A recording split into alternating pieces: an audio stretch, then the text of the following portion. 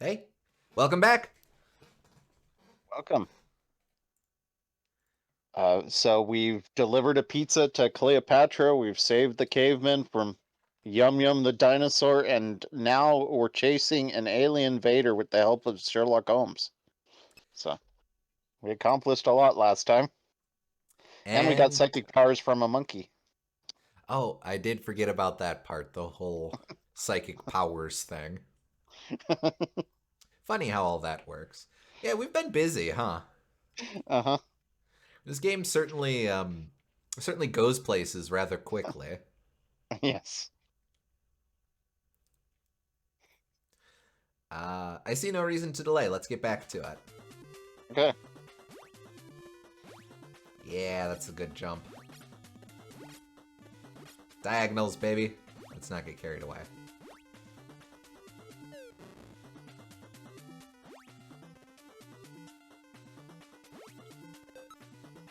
Yeah.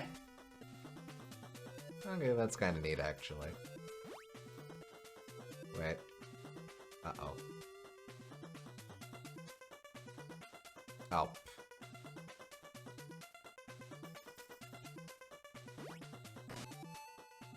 Okay, well, that's on me. Oh, it Very much is. so. So if this just bounces back and forth on its own, should I stay You have standing? to jump on that platform. Oh, right. Right. Okay. Still getting acquainted to this game, this foibles.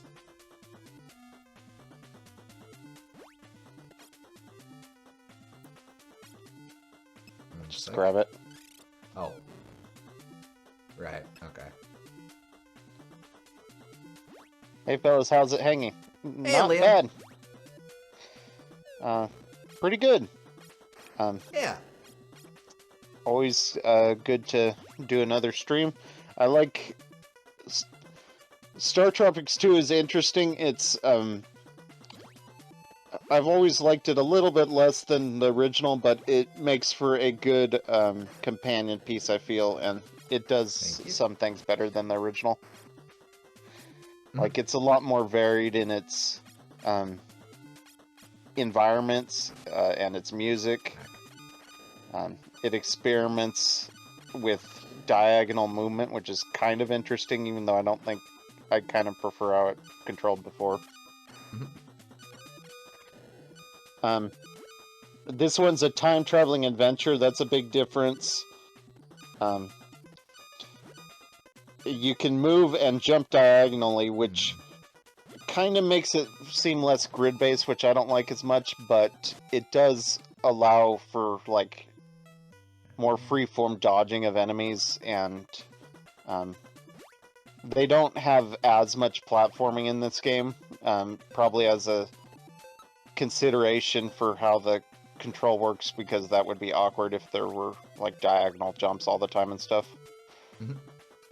Um, Now you have two main weapons. You have a throwing weapon right now. It's a dagger, but it was an axe before, and it'll change later again. Mhm. And you also have also, this guy replaces the witch doctor before. We haven't met him yet. He just exists. Don't despair, Mike. My powerful magic will guide you on your journey. Also, I Uh, still but, exist.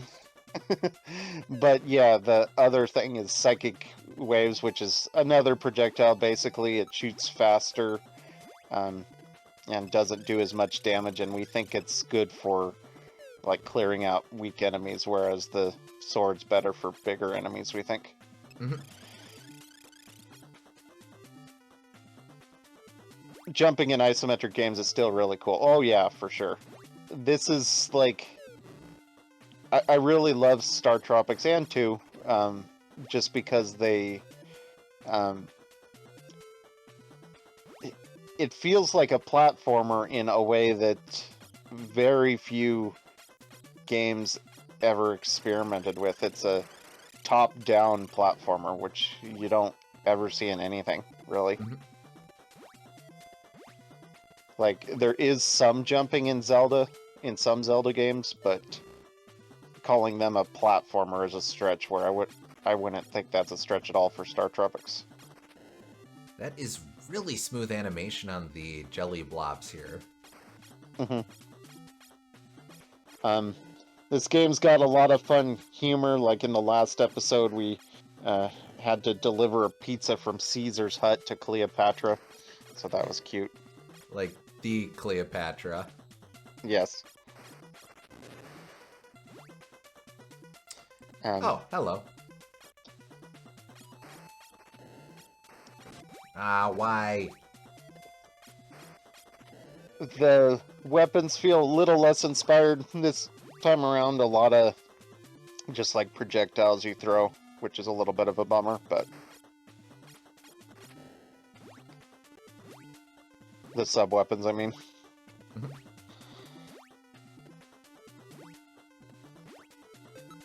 But another thing is that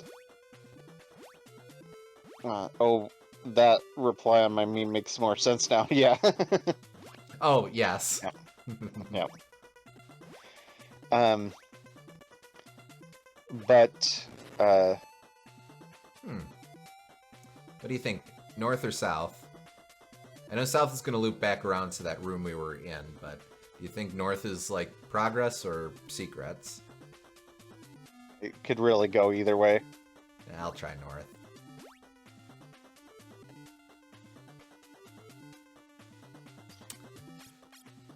It's the giant rat that makes all of the rules. But yeah, another thing about this is that Zoda, I feel, has a better presence in this game. He, right now we're chasing after zoda-x, which is like a new and improved version of Zoda, and he has multiple boss appearances throughout the game instead of just appearing at the end. So that's kind of neat.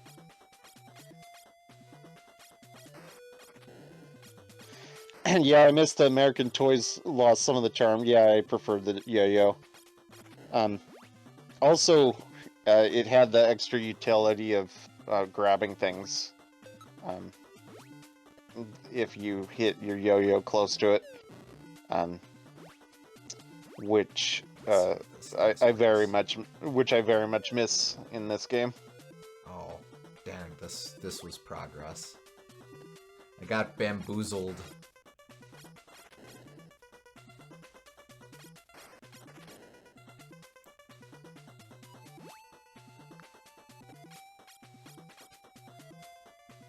So usually with Kirby games, it's a safe bet that the more effort it takes to get someplace, the more off the beaten path it is.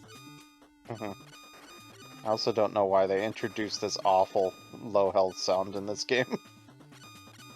It wouldn't be so bad if it didn't repeat every time you threw an item. Yeah.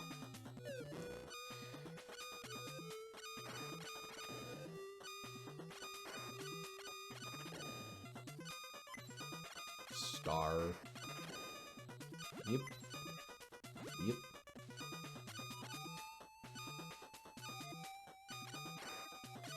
Yeah. Oh, right, I can't actually walk off to my doom. Yay.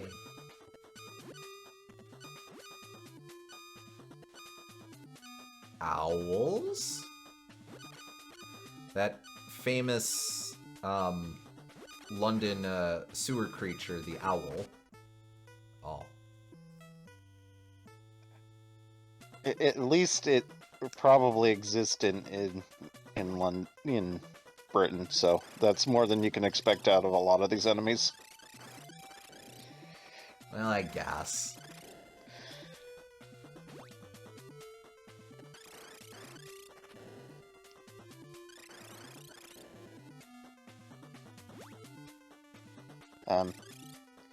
But yeah, this game is notable also because whereas StarTropics 1 at least got a PAL release, this one was completely US exclusive. So This is also one of the very last games to come out on the American NES. In 94, this would have been after Kirby's Adventure. You basically had, after this you had Wario's Woods, you had Mega Man 6, you had The Lion King, and that's it. thought Mega Man 6 was 93. Maybe in Japan, but I believe Nintendo published it early '94. Let's see. Yeah, you're right. 93 Japan, 94 North America. So yeah. Lion King was on NES. It was only in Europe, but it was the very last official NES release in '95. Oh, hey, it's the guy. Yep, here's zoda-x. And it's Wart from Zelda. Not to be confused with Mamu from Zelda. Okay. That obviously was not going to shake out for me. Oh, man, I might be able to reach rats. You might be able to reach it with your psychic. Which, I guess it makes sense to attack a brain with psychic powers. I guess. Okay.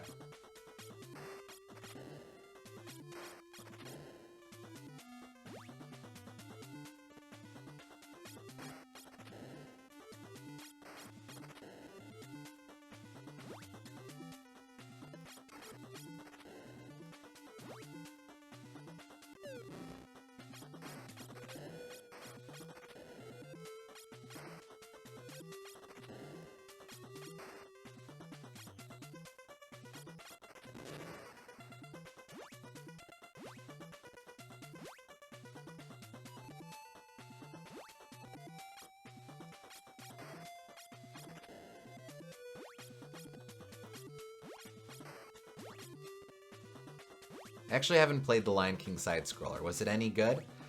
I have a lot of fondness for it. It's pretty rough. It's sort of it's a couple of things. It's like the team did not have a lot of time to make it. I believe it was a 6-month dev cycle. And they were trying to do a lot of the same things that Virgin Interactive had done previously on the Aladdin game, where they got actual Disney animators to collaborate on it.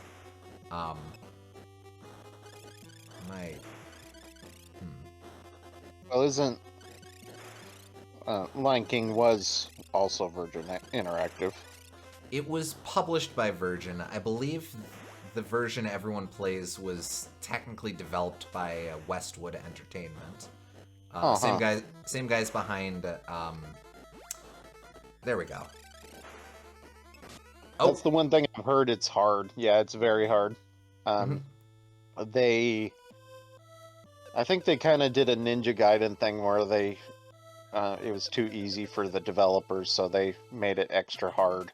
And one thing they wanted to dissuade was from people renting the game and beating it in a weekend. They wanted people to either rent it a lot or actually buy it. And the game is so difficult that, yeah, that happened a lot. It's honestly mostly the second level. The second level is really bad because it's there's this part where you have to grab onto these hippo tails, and the frame window for registering a grab is extremely strict. And then there's also these monkey mazes where you have to... The monkeys throw you in a specific order, and you have to learn the pattern. And also in that level, there's like a Turbo Tunnel-esque mini-game where you run as an ostrich and run on an ostrich and have to avoid obstacles flying at you. So it's a lot, especially for the second level. I believe, like, one of the level designers who did a lot of that later apologized in an interview. He's like, yeah, I know, I way overdid it here, I'm sorry.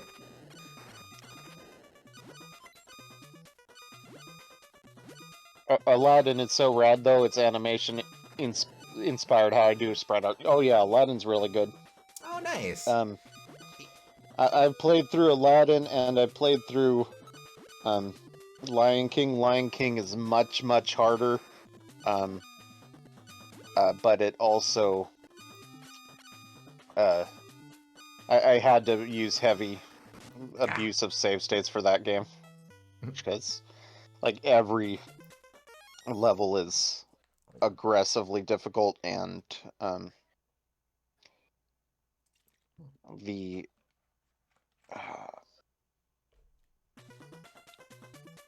it's aggressively difficult, and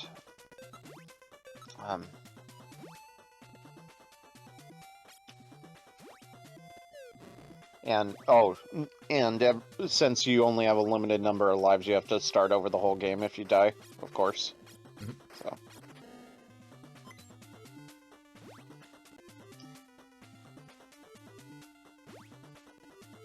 It also is worth mentioning that the NES version of Lion King specifically, it's a very truncated version of it. Like, most Lion King games will, of course, adapt the whole movie, but I believe NES Lion King cuts out at the midway point. So, like, right after Mufasa dies and Simba flees into the desert, which is kind of a strange place to end that story, but... Yeah, that makes it a lot darker. It just cuts to, like, a splash image of everything the light touches is your kingdom. But it's like, okay. But I'm exiled, so...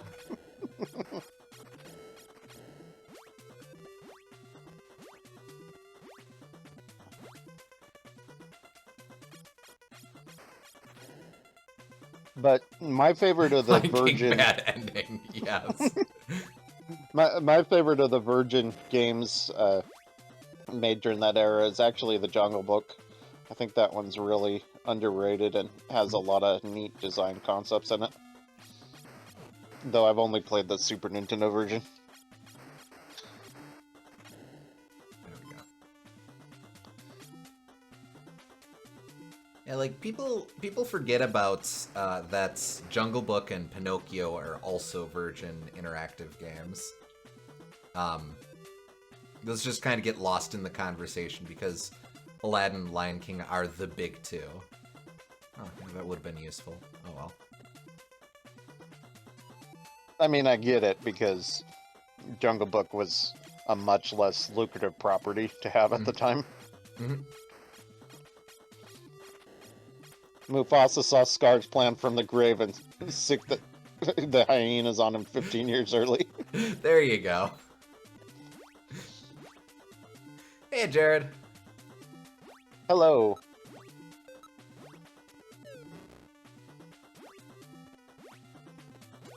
Yep.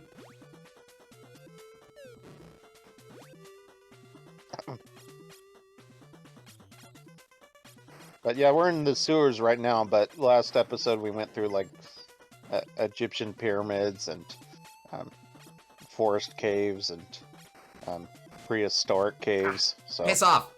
Jeez Louise. so it's pretty varied in where you go. Yes, indeed. Now, I'm going to need to slam that health potion in a little bit here. Yep.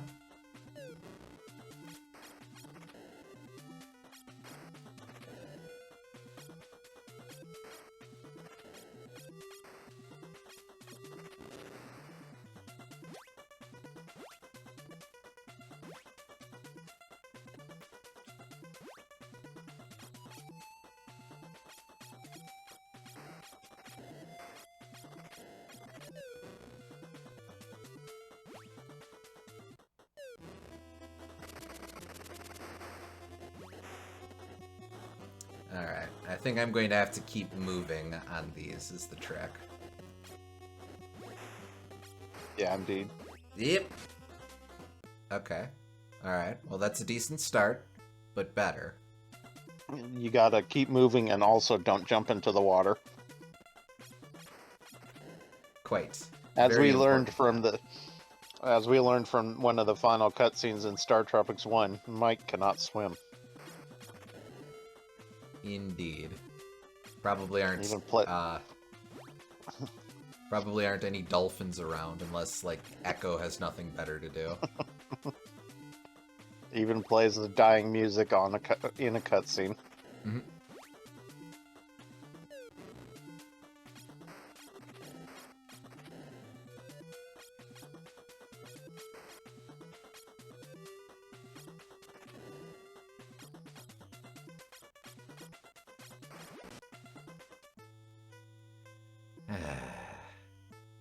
Well, it's also on me. I've been working on things for TF2 server. I'm sure it'll be slow going since I have no coding experience. Want to do this test to test some rebalance ideas. Just started today. Looking forward to learning how to get going. Hey, very nice.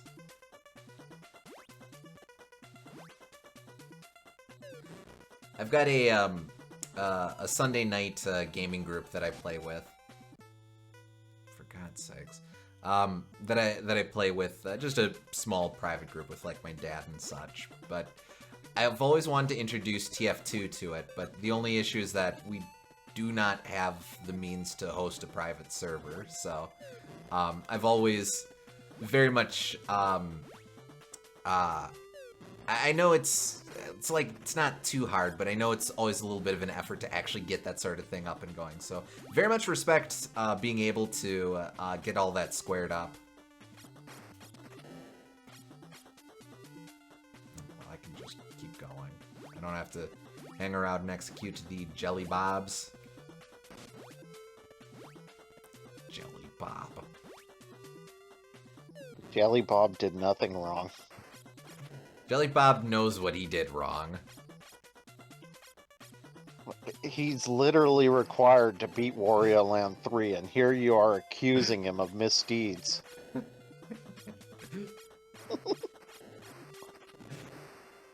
He committed many misdeeds. What does it matter that it was necessary?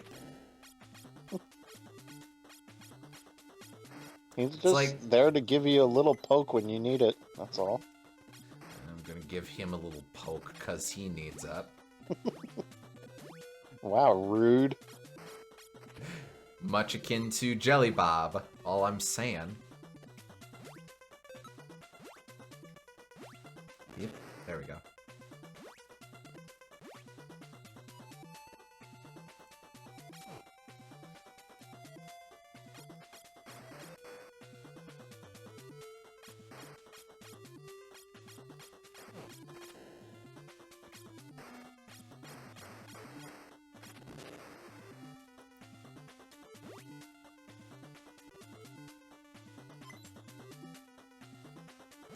Would like to see a studio make a game based on a classic Disney property, just like the good old days. I very much miss the era when licensed games were sustainable practices. Yeah, they used to be pretty good, honestly, for a lot of them. They were usually very short, but they were always a fun time to run through, for the most part. Then they started lowering in quality, come the aughts and whatnot, and now they just barely do them anymore. It's like, I guess mobile games occupy the market space that, like, a dinky platformer used to occupy. And I get it, but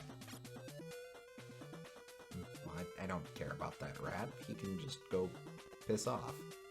They kind of had an important place in, like, the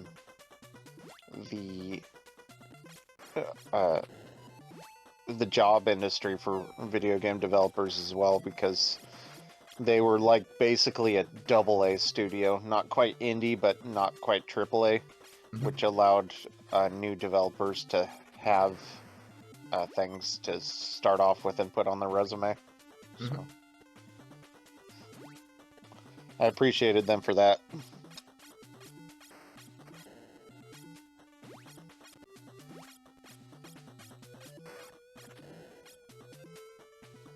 SpongeBob still shows there's an audience for them. True. Yeah. Indeed. Absolutely.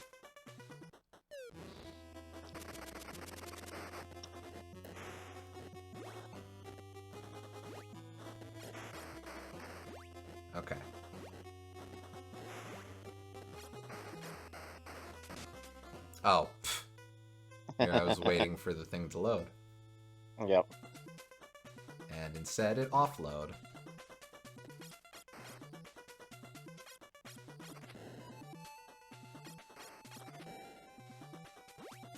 Those Disney movies and others that never got games, I wonder what games could be good that fits alongside a tried and true collectathon collectathon platformers. Oh, I wonder what genres could be good besides the collectathon platformers. It's sort of interesting because you're basically, if we're specifically looking at Disney, you're basically looking at everything released after Frozen, because Frozen had a bunch of tie-ins. Yeah. And in some level, like, that's a space that's Kingdom Hearts occupies, since what? KH3 has a Big Hero 6 world, and that's like the main one that's immediately obvious to me of what you could do a lot of action-y, video gamey stuff with. I think Wreck-It Ralph got some games, but I think no one liked him, unfortunately. Sadly, no. That was almost a rental for me. Back when Family Video still existed, and I was renting stuff from the local Family Video, I would see the Wii version of Wreck-It Ralph on shelves all the time and be like, next time maybe, but missed my opportunity for that. Never was the next time, maybe. Nah.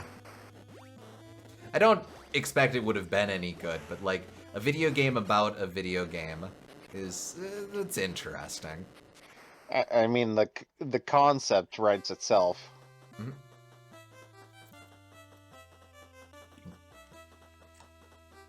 So that's interesting. I'm not quite out of the water here, since I've got to probably toggle a switch or something. Dink. Yeah, man. Okay.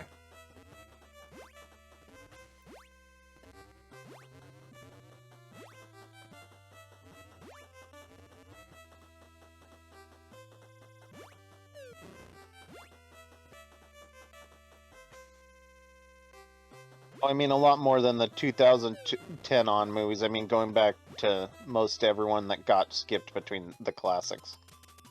Oh, that's interesting. I don't think Alice in Wonderland ever got a video game. That's one I would be down for, absolutely.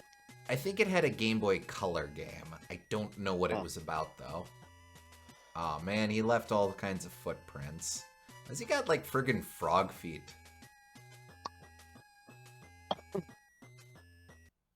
Oh!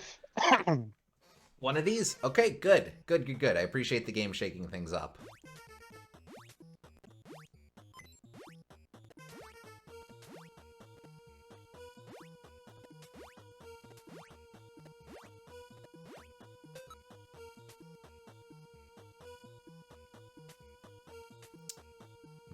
Okay. Wee. Gotta do this like I'm playing a Doom game or something. Yep. There are occasional diagonal jumps, but like that's the only challenge right there, so they realize that it's kind of tricky.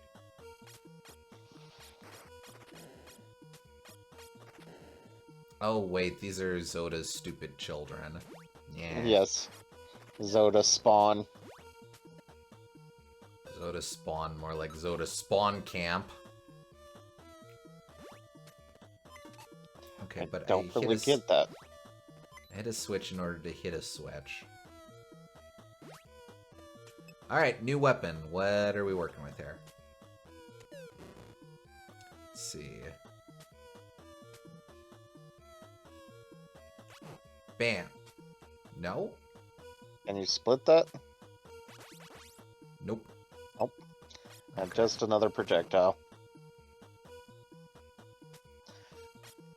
Better hold on to him, I guess.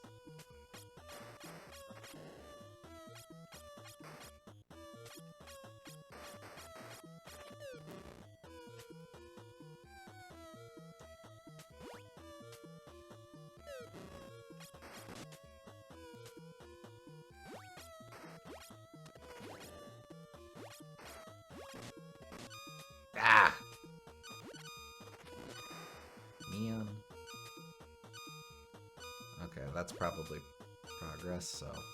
Hello.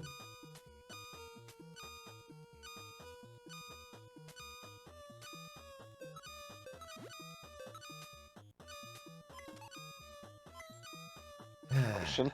I might as well. It is what you needed. Let's see. Lilo and Stitch game with a focus on the cousins could be kick-ass. Monster Collector, maybe. Would be better than the remake and respect the series. Yeah, damn it. Stupid owl. Annoying bird. I am the Great Leon! See, it comes up so often. Ah, damn it!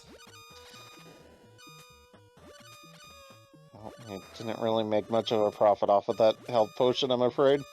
No. If I had the know-how, I'd be so tempted to pitch a World War II kitchen sink for victory through air power to all the shorts from the era that fit. Maybe add Epic Mickey's take on the Gremlins, things like that. Well, that's really creative. I wouldn't have thought of that.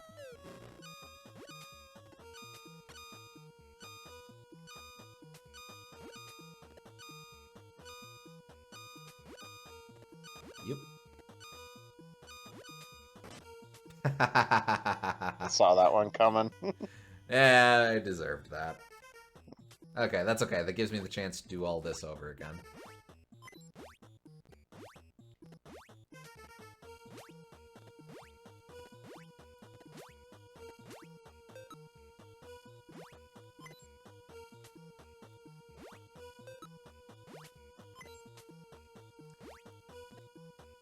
And it's really hard to think of what Disney stuff I would really futz with, because, like, I immediately try thinking, oh, well, what are my favorite Disney movies? Lion King? Well, that had a video game. Emperor's New Groove? That had a video game. Wreck-It Ralph? That had a video game. Tarzan? That had a video game. Well, you have to think of old Disney movies that you like, which is why I said Alice in Wonderland. I feel that game in particular would be good just because of the level variety they could have. See, Alice in Wonderland was, like I said, I think it had its own game. I don't really remember what that's about. It also featured in, what was it? Damn it! Disney Villain's Revenge, which was kind of a crossover of a bunch of earlier Disney properties. And that had that featured levels for a bunch of the earlier stories. So, like, in the Alice in Wonderland scenario,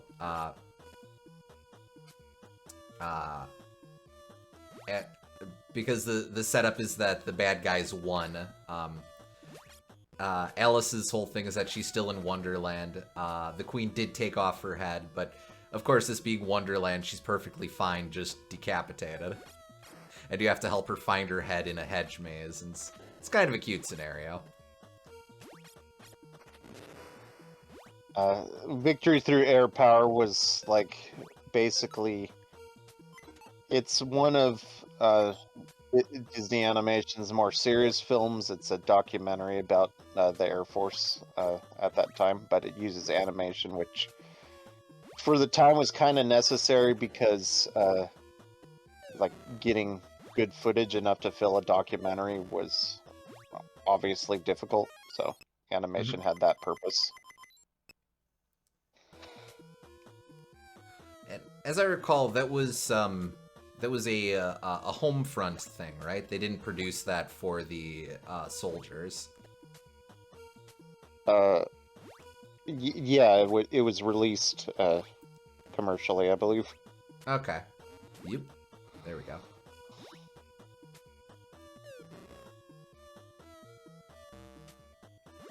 Ah, man. I have to fight Zoda's shrimp babies. The Zoda Gammas. Yeah, they're real gammas. Alright.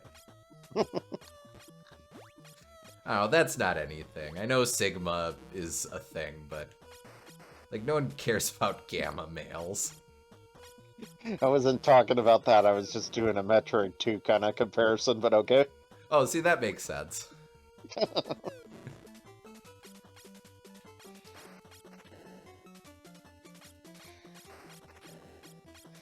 Not in the main Disney stuff, but would like to see a Marvel game focusing on less relevant heroes like She-Hulk or Ghost Rider. That I would be down for. Oh, hell yeah, I would absolutely play the ever-loving shit out of a Ghost Rider game. Yep. Thing I don't think there mention a was a whole lot, Ghost I Rider love game. Ghost Rider. Oh yeah, maybe like around the Nick Cage movie or something. Yeah, for sure. Uh-oh, skull. Skull means Pro- bad probably medicine. like a bad Devil May Cry wannabe kind of game, I think. Sure. That just sounds like a deadbeat dad. He kinda is.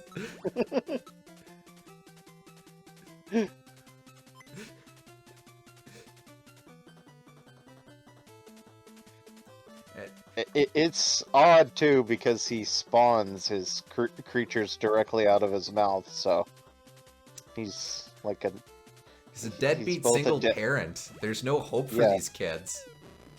it's like non-binary or something.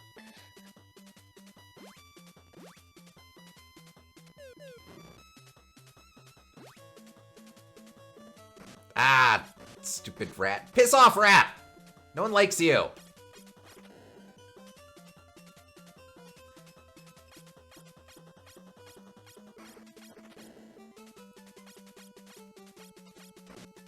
No, stop, stop.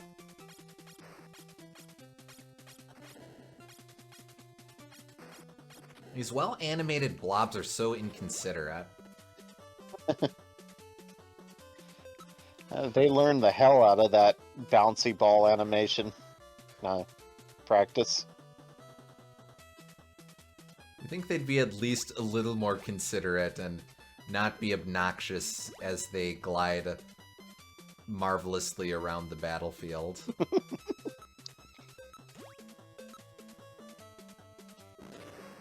Soda now sounds like a deadbeat and a freak. He's certainly not a model alien citizen, that's for darn sure.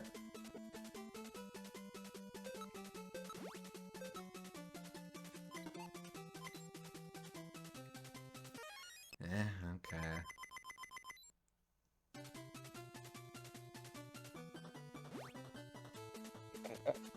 I've already forgotten why he was attacking the Argonians in the first place.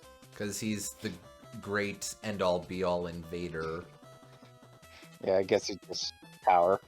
I guess we'll go exploring. Man. Oh, wait. No, not man. Hey, I can redeem myself. Yeah. Yeah.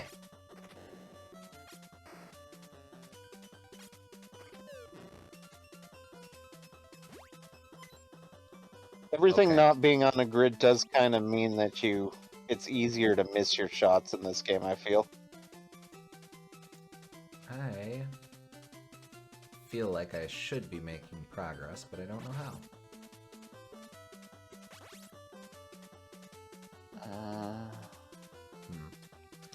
I wouldn't risk it, probably just go back. Yeah, I'll try the middle lane next.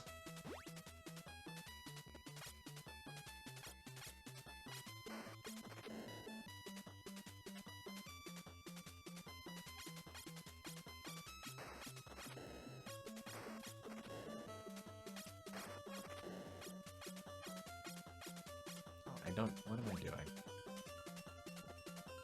Take me now.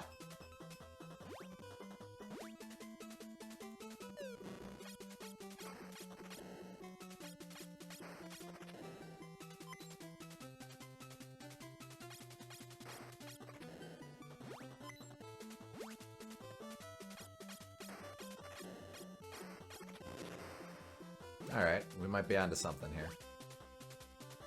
Yes, we are.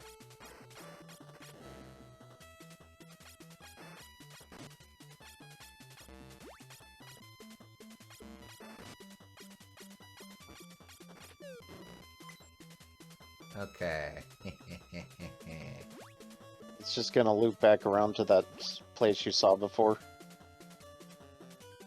Oh, I see. And then I'll, because the way the platforms would work, I would be locked into doing the loop again. Yep. I'm going to watch the pattern. Given how World War II era is still so influential for Disney and Periphery, Logic and Reason inspired Cranium Command and Inside Out, while Susie the Little Blue Coupe inspired Cars and Planes changed my mind. I see no reason to skimp on a chance to make an engaging study of such an important conflict. And let's not forget about that Donald Duck film. I mean, it was a legitimately extremely important short film, but that Der is Fuhrer's face is legitimately one of the best shorts Disney's ever produced, so I'm not afraid to say that.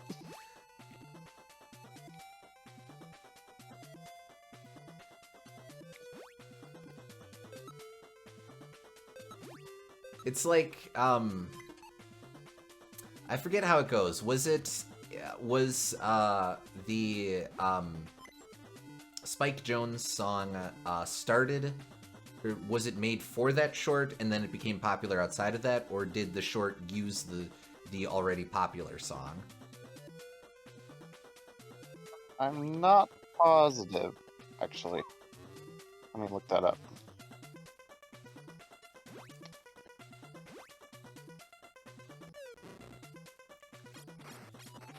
No, I'm not babysitter. Piss off. Stop that! It is kind of fun, though, that the game is essentially giving us endgame enemies just thrown into, I don't know if this is early or mid-game, but into the middle of the adventure for sure.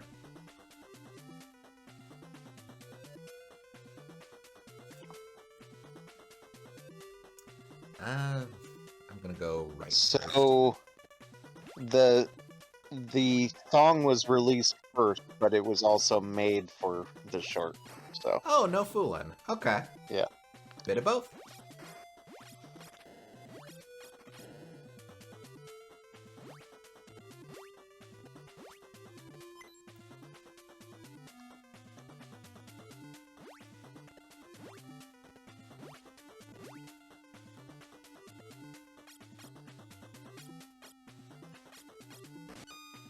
Ah, no! Damn. Yeah, this game's also a lot stricter with its iframes than the last game. Oh, well, okay. Thank you, game. Connor, they need attention. Give TLC to Zoda's neglected kids.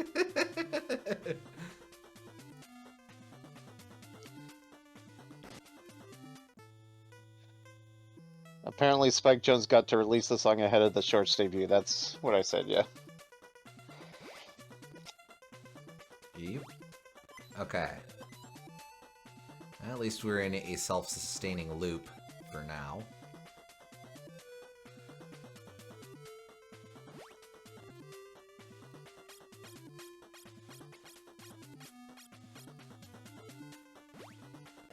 Yep. Okay. Bink.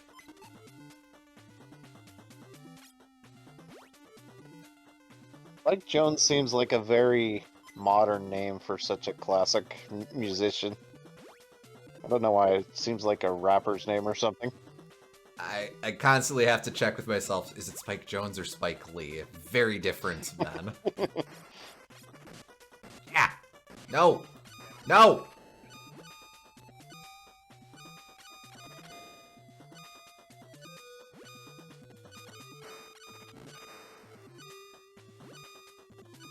Wait, isn't there? Nope.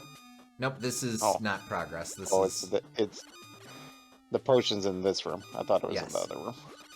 I haven't made it to the next room yet. The stupid, Zoda's stupid, poor abused children have been haranguing me this whole time.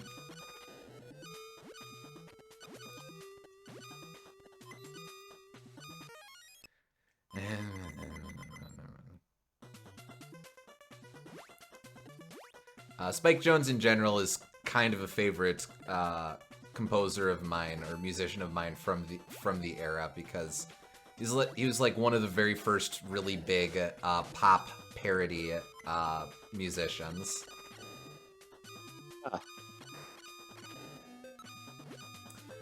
Like, let's see. He has a very fun take on like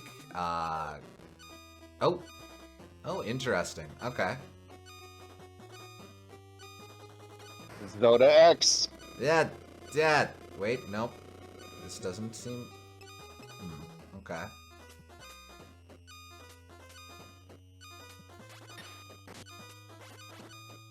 He's gonna shoot skulls at you! Evil skulls. Oh, well, if I jump, it's fine.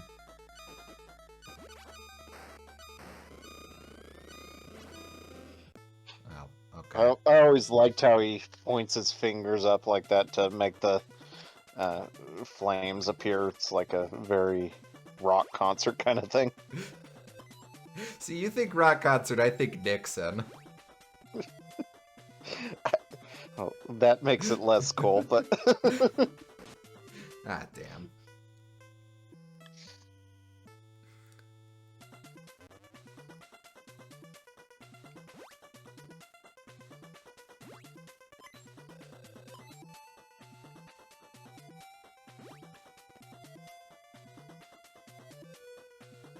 I'm thinking about a modern Donald Duck game would be peak, which Epic Donald was a thing. Yeah. There would be absolutely a market for it. Donald Duck pretty consistently has better games than Mickey Mouse, and he's a better character, so, like, it's a darn shame that he's completely left the video game industry. I mean, I can think of one Donald Duck game I would very much like to see. Well, yes.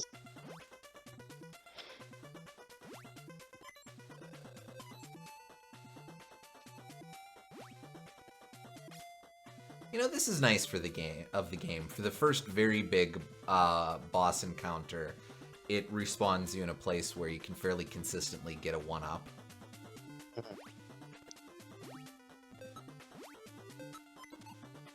There's also like a ton of Donald Duck games that never got a re-release on like Sega platforms. Like there's a bunch of Master System games like Lucky Dime Caper and Quackshot some was other Genesis, game. but I know people would really like that. Yeah. It feels like they should really get a re-release the same way the Disney Afternoon Collection exists. Yeah, it's kind of weird that, like, maybe because Capcom was easier to get on board than, I guess, Sega?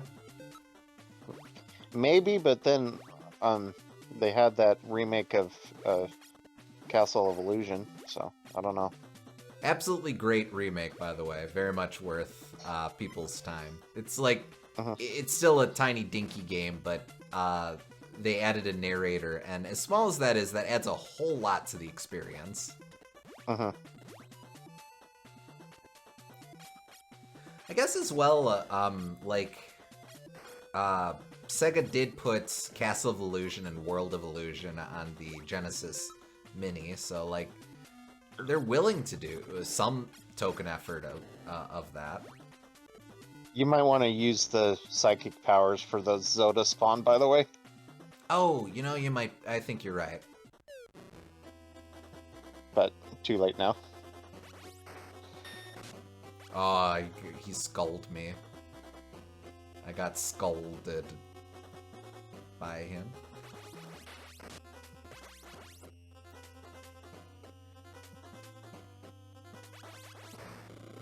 Go! Damnation! Brief detour for Donald/Ducks. A shame DuckTales Remastered didn't get to remake DuckTales 2 in the same breath.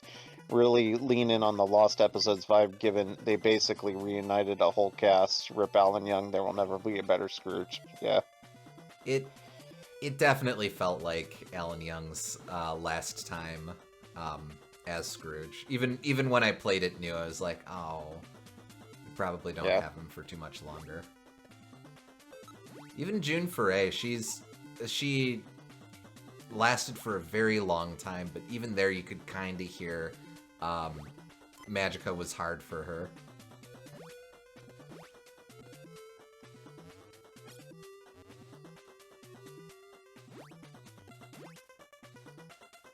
I believe Way Forward commented around the time it came out that the most logical next choice for them would be a revival of Chip 'n Dale Rescue Rangers, which, yeah, no, that's worth bringing back too.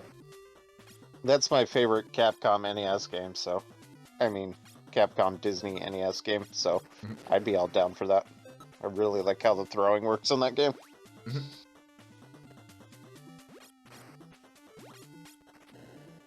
But I am in the dark on Disney games. What's a good start of Donald games? Do Maui Mallard. Yes. PC version. That's the best one. PC version is, admittedly, I've had troubles running it on my computer, so that might be something you have to figure out. But it is readily available on Steam. It's on Good Old Games. God, does it feel good that it's just available these days. It's a fairly difficult game, but the level design is really good, and it makes a very good case for the kind of fluid Aladdin-style animation, which can be hard to justify because even though it is a lot more fluid, it can lead to some control issues, but they build the game around all of those control quirks in Maui Mallard really well, I think. Maui Mallard, like Hawaii. Yes. Maui.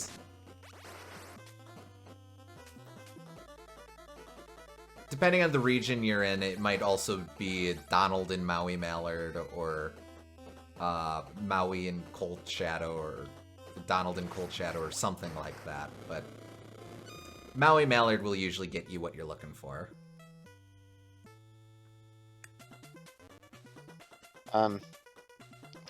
But also getting the Disney Afternoon collection's a really good purchase, I feel.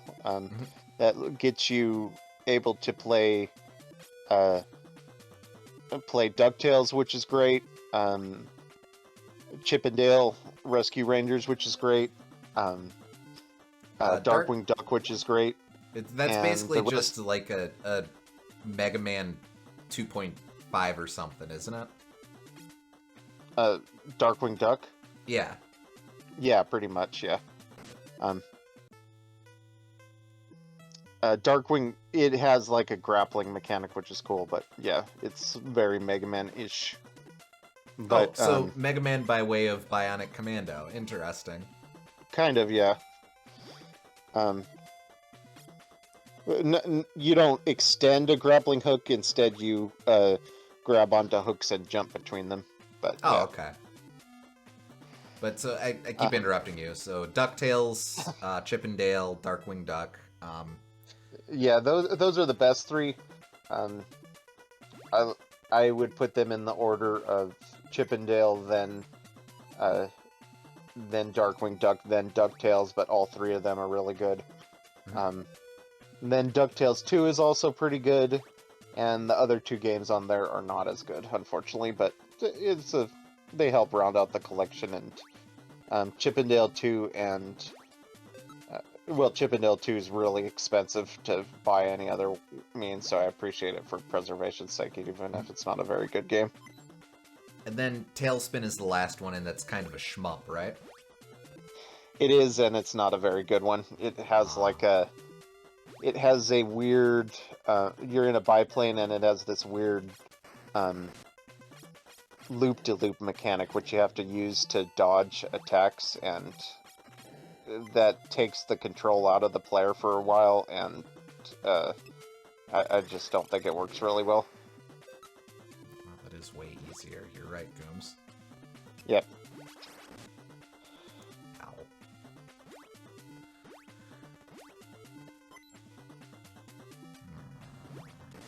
No. Why?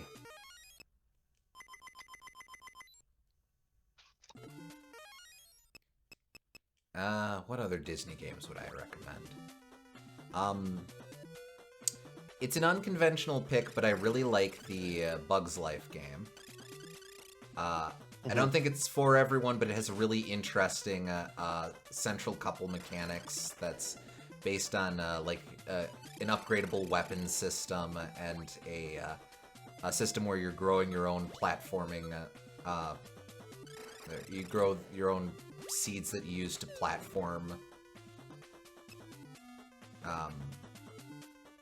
What else from that era do I like? A lot of them I would honestly have to revisit, because looking back at them, a lot of them are like, well, this isn't great. I want to play Goof Troop at some time because people really like that one. It's like a co-op Zelda game, which is super interesting. Mm-hmm. Emperor's New Groove is alright. It's not great, but it's by the same studio. It's by Argonauts, so same guys who did the Croc games and the original Star Fox games. So there's actually more quality to it than you might expect going in.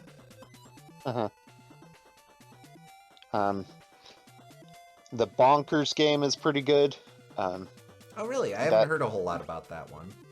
Yeah, it has like an interesting sort of running mechanic where like you build up a run meter, and then once you have the meter full, you can do a charging run, and that allows you to just like plow through enemies, which gives it a different sort of momentum.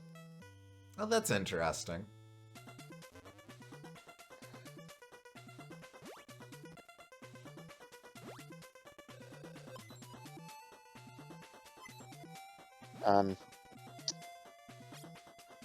If we're talking about Disney, you can pick up the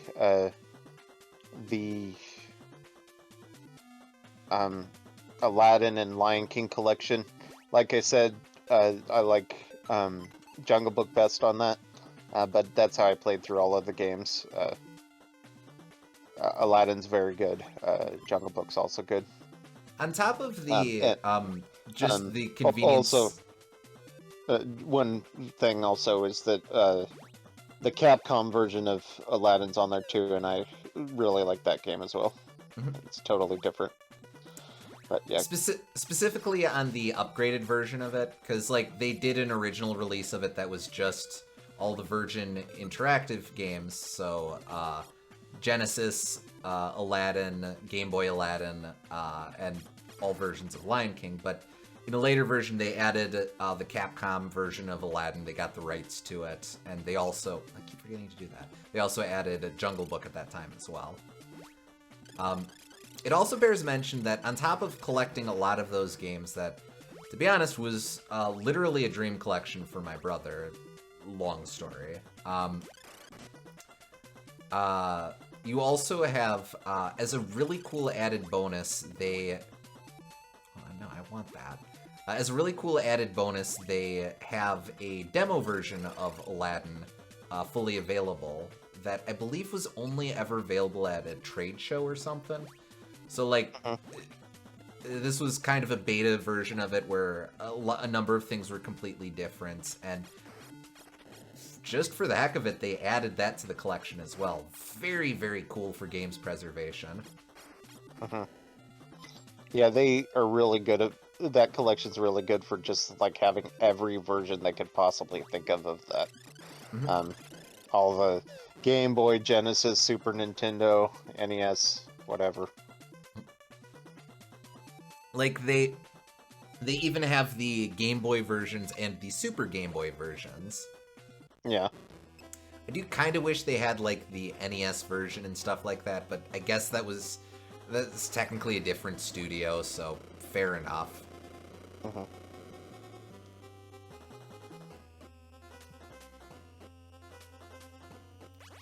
But yeah, zoda-x is definitely a big step up in difficulty. I remember having quite a bit of trouble with him my first time, so.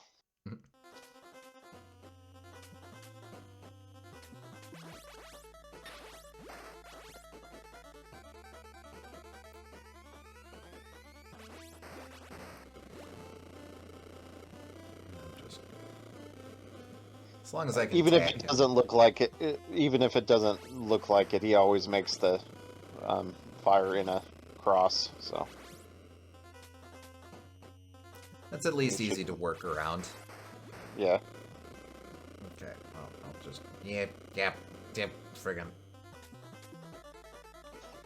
it's the limitations of NES sprites. Ah, no! Oh, and I got him too! Ah, he turns into his weird Parasaurolophus form as well. Blah. Well, whatever. Just bought Maui Mallard, can't wait to try it. Definitely let me know what you think if you're able to get it working. That is legitimately one of my absolute favorite video games.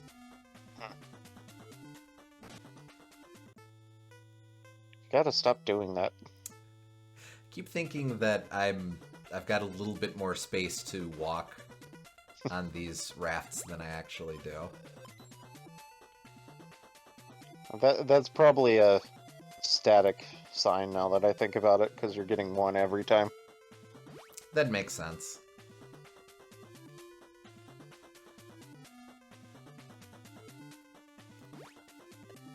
Yep. Referring to Bug's Life, never got past the first canyon level after the Thumper fight. Never had Rumble or Save Pack as a kid. Feel a tad cheated seeing the night and day comparison for 64 and PS1. I'm honestly not actually familiar with the N64 version. I've only ever played it on PC or PS1. Okay, well that was clearly on me.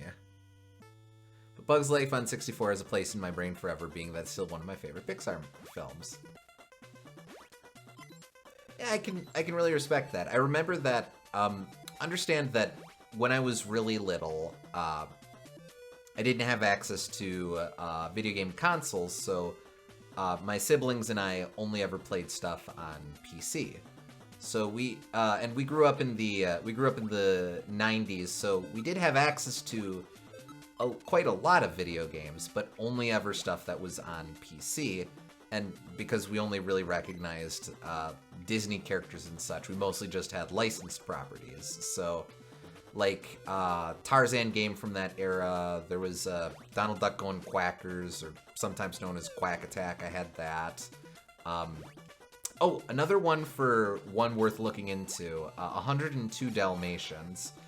Inexplicably a Spyro clone, but a pretty decent one at And that. your weapon.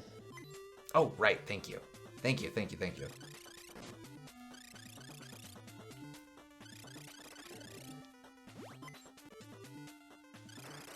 Like, for a lot of games around that era, a lot of licensed games were trying to be Crash Bandicoot clones, and they're fine at that usually, but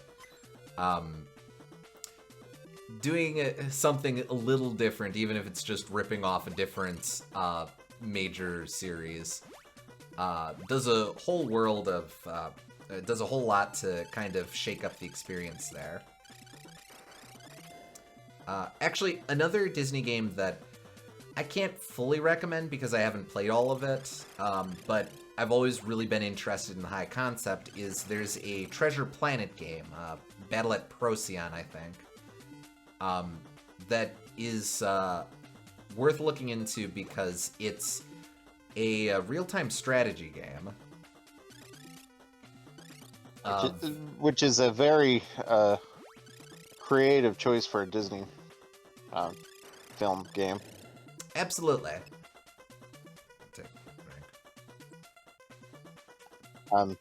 There's also Epic Mickey, which we haven't brought up yet. Epic Mickey's definitely worth playing. It's got a lot of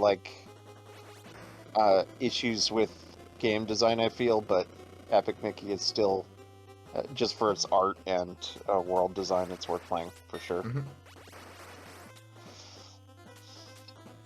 I really got a lot out of Epic Mickey when it was new, but I also basically have not revisited it in 15 years. Ah, damn it! Damn it, damn it, damn it, damn it, damn it. I really, when he does the fire, I really need to not worry so much about tagging him. Mm-hmm. Yeah, just focus on dodging for sure when that happens. The skulls, skulls are fine. Skulls I can go hog wild on because it's just the one thing I have to jump over. But but the fire cross, I just need to focus on surviving.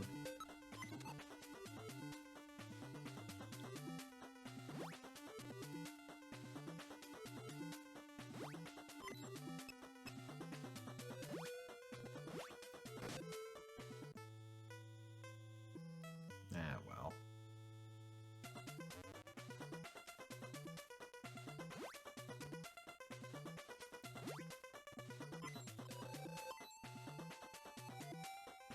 Yep. Rebrushed is a smoother experience ahead of its time in a lot of ways. Fair enough.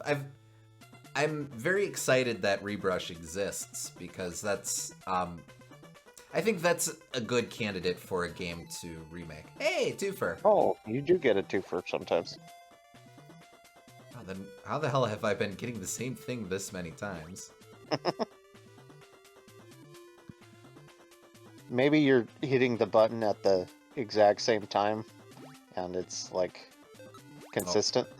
Well, I have not been hitting the button at all is the thing. Oh, never mind. But maybe that's the It's play. not a. Maybe I should hit It's the a button. slot machine. It's a slot machine without pulling the lever. I see. It's a nun-armed bandit. There, I remembered this time. Gah!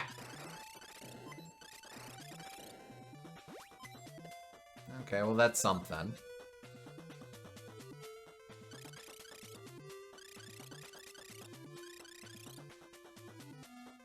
Bro. I was just really scared. I'll give him something to be scared about. Okay, that's actually threatening, never mind. That's a child, LB. And as we discussed, a traumatized child at that. I am actually going to grind out hearts on these kids. Are you Now sure? I just feel bad. I don't think that's a good idea, considering they hurt you more than they help you. Well, one, they're all just chilling over there, so it's fine. Okay. Now, see, they drop a decent amount of hearts. Yeah, alright. Go ahead and slaughter all those infants.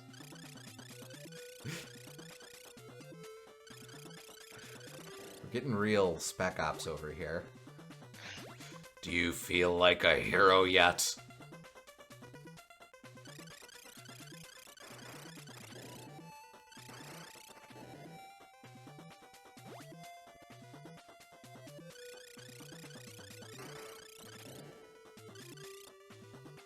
Why?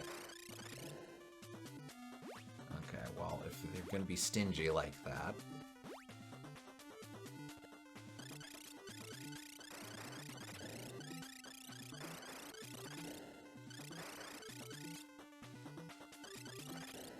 Okay.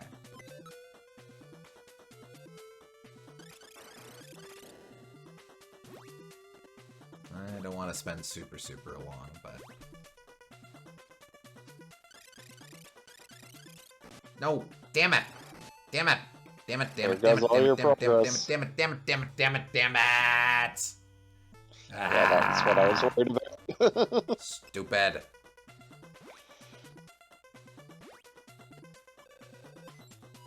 Oh well, I still have an extra life.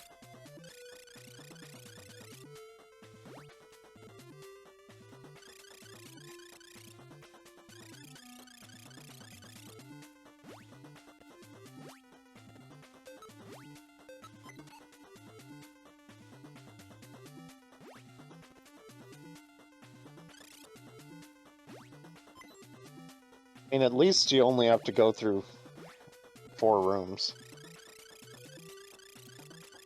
Yeah, true.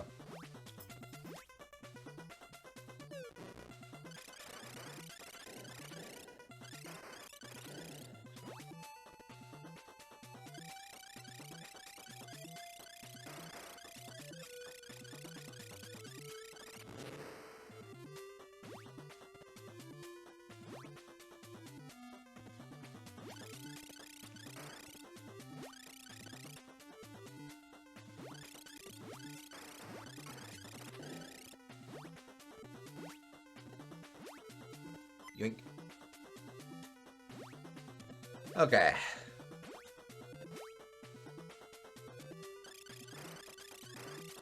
No, don't do it. Don't do it. I don't want custody.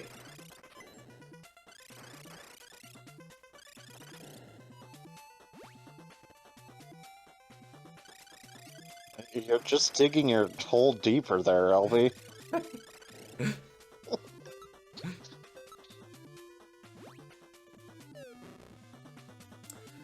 Okay, here we go. Come on, Zoda, more like no duh. Calls me bad medicine.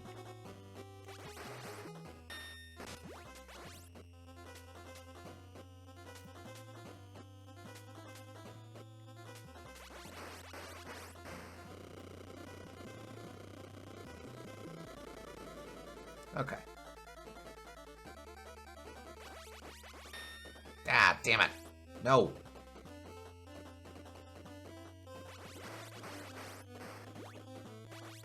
Aha! Okay. We're on to something.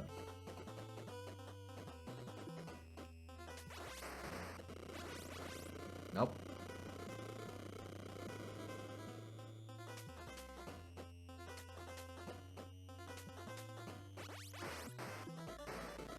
Why? Why? Aha! Caught it in time. No! Really? No.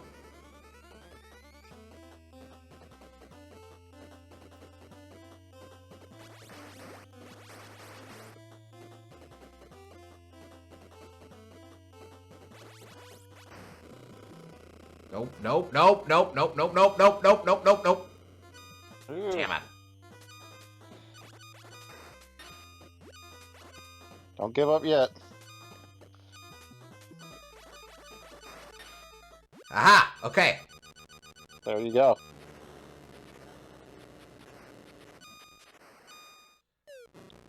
You beat the game. Yeah. I revenged Zoda back. I guess. Wow, you've done it!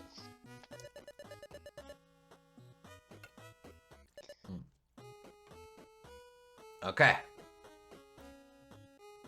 Hey, another Tetrad. Yep. Oh, yeah, I was gonna mention earlier, but in this game we collect Tetris pieces. They are legitimately just Tetris pieces. That's what they used to be called before they changed the name to Tetraminos. Your life level is increased. Oh, Because oh. back in the day, if you remember, Nintendo had the rights to Tetris, so they were able to do this little cute Easter egg. Mm-hmm. Or I guess reference is better than Easter egg, but whatever. Alright, let's check in with our friend. Well done, Mike. You are a very clever sleuth. Do you know of this stone? You tell the story. Blah blah tetrads, blah blah aliens, blah zoda-x, blah blah. Of course. From zoda-x, I deduce that there must be a zoda-y and z. Alright, sorry about that, folks. My computer crashed, but I was able to boot her up again, and as you can see, we did not lose any progress or nothing. Give me a sec, I'm just going to take a minute to try and close stuff down, see if that helps. Although I did that before. Hell with it. I'll just leave it. All right. Right. So I think the last thing I said was that Sherlock deduced if there's a zoda-x, then there must also be a zoda-y and a zoda-z. Yeah, and I was saying like, I don't know how he was able to deduce that necessarily, but of course this is from Sir Conan Doyle, who came up with the oft-repeated fallacy of if once you've eliminated the impossible, whatever remains must be the truth, which is not true at all. But no, it's when you've eliminated the most probable, whatever remains, or no matter how improbable, must be the truth. right, but how can you eliminate all of the most probable?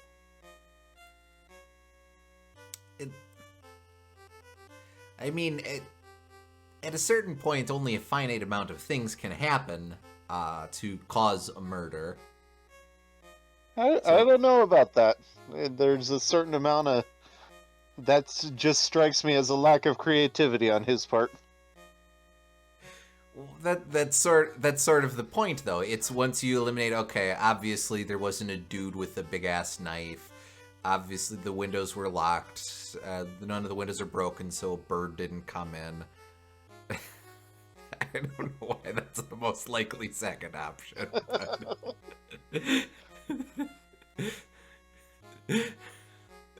I don't know. It works in the context of mystery novels, but it's a phrase I feel people repeat too often because it doesn't apply to many other situations.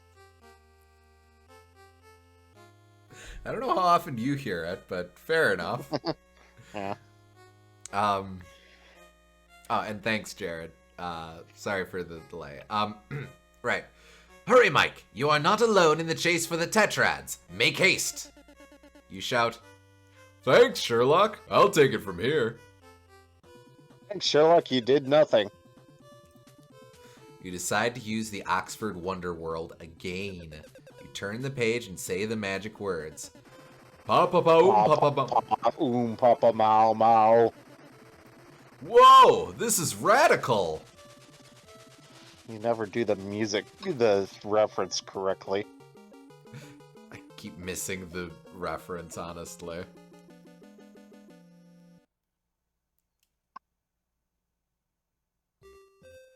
You slip to another time and space. Chapter 5.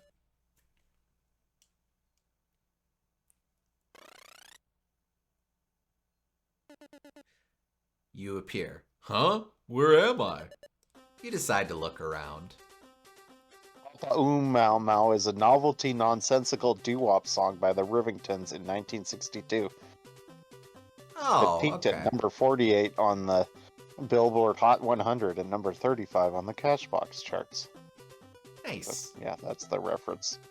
Gotcha. Also, yeah, we're in the Wild West. Yeehaw! Oh, that is a very excited man next to a wagon of potatoes. I think they're gold. I struck it rich! I struck him rich! Meet me in the saloon, the ginger ale is on me! Because, of course, this is Nintendo of America. Howdy, partner! There's gold in them thar hills! Yippee!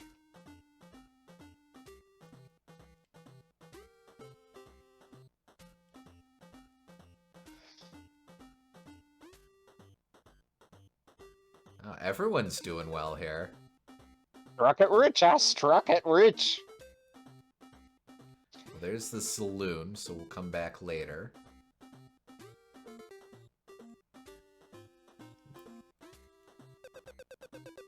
Howdy, partner. When you walk up to a cactus, approach it from the south. That way you won't get pricked by the needles. What? That will be important. Good to know.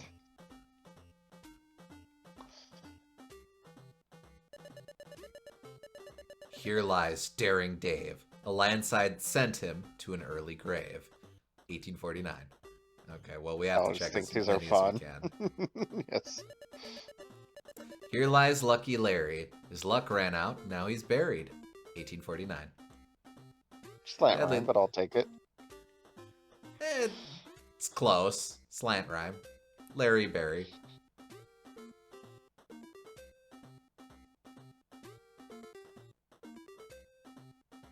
What's up, man? Buddy, looks like you've been through a lot. What brings you to these parts? Oh, darn. You tell the story. Blah blah, seeking tetrads, blah traveling, blah blah. You know, I seem to recall seeing a strange rock like your tetrad. It was in a mine that has since been buried by a landslide. If you blast in the right place, you'll open the way to your tetrad. Wish I could remember just exactly where that was, but yeah, it's been a while. Good luck, Mike. Thanks, whoever.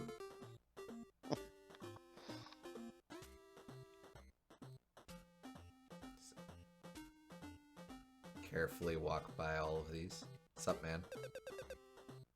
You came west to seek your fortune, huh? Good luck. Ominous. He just seems like a shady guy standing there. I mean, not a whole lot of people would stand in a weird alley next to a bunch of cacti. Alright, Rob. Welcome to Bob's store. You came for supplies to blast through rock walls, huh? This should get you started. You've got a load of dynamite. Just handing out dynamite to teenagers, huh? You seem trustworthy. If you strike gold, I'll buy it all. Good luck. Oh, so now you're encouraging child labor as well. Well, I mean, look at all the golden nuggets. Obviously, it's not going to take me super long. Alright, let's stop by for some ginger ale. Oh, these guys are tough. Don't want to mess with these guys. Get out of here, kid. We're brawling. I love those guys. Well, at least they're consummate professionals when it comes to brawling. Yes. Howdy, partner. Howdy, partner. Welcome to the Silver Dollar Saloon. Have a shot of sarsaparilla. You drink the shot. Mmm, delicious.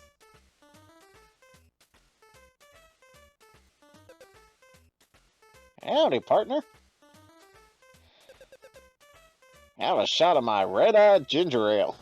You drink the shot. Mmm, dynamite. Can I talk to the ladies? Nope. Okay. Look at him go. Want me to play my greatest hit? I sort of like that as a mental image. So you're a dance hall pianist who's just kind of played his whole thing. Some random guy comes up to you and you're like, "Want me to play my greatest hit?" Like, what have you been doing up to this point, man? Okay, here it goes. Eureka, I've done it. I've hit pay dirt. Rich is what I am, and town I will alert. Wait, what? There's gold in them there hills that has brought me many thrills. Now it's gold that you can earn, but there's a stuff that you must learn. It's the cactus dance. Do the cactus dance. Everybody in the desert do the cactus dance. Step line, don't you stick. Seek a special cactus and make it quick. Fix the cactus if you might, then take 2 steps left and 3 steps right. Oh, wait, this is actually important. Turn left again. Okay, that's all. Then keep on walking till you hit the wall. Cactus dance, do the cactus dance. Shake up the shack with the cactus dance. The last one is yours. If you want that too, just blast the wall and you'll get through. I also really appreciate that the Yeah, Bruce. What?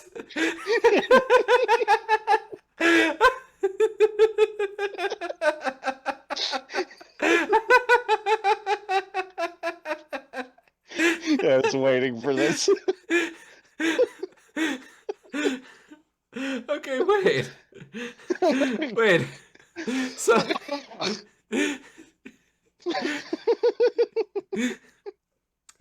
okay, there's a lot to love here. Again, 1, the setup. 2, the impromptu rap.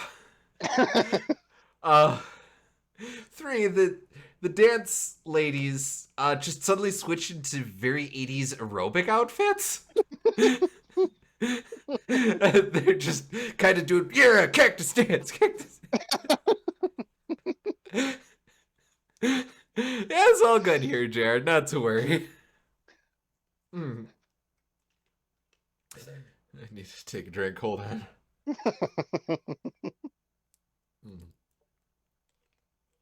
Holy crap. Okay. And then of course that's actually gameplay hints. So what was it again? Face cactus, left 2 steps left and 3 steps right. 3 steps right. And then turn around and keep going until you hit the wall, I think. But you might want to listen to it again. okay. Yeah. Yeah, boy, was done in the early 90s. Yeah, 94. On an NES game.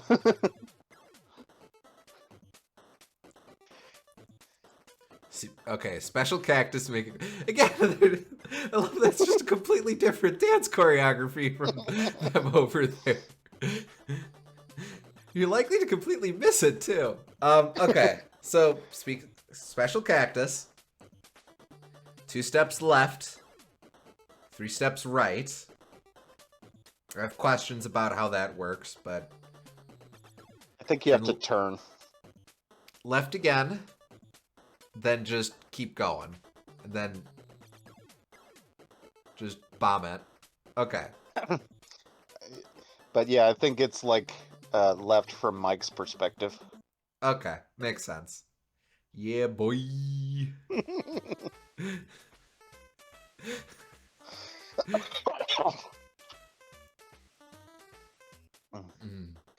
I gave myself a little bit of a headache there. Okay. I'm okay. I'm okay. It's been one of my favorite moments in this game. Oh, I do have to exit down here. It's just so unexpected. Yeah, no, that rules.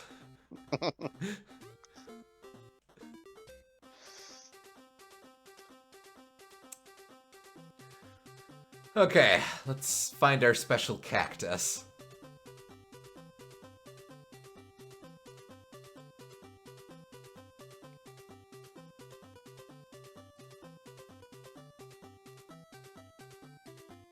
Okay. Okay, here's our special cactus. Right here. So, 2 steps left. 1, 2, 3 steps right. 1, 2, 3. Left until you hit the wall.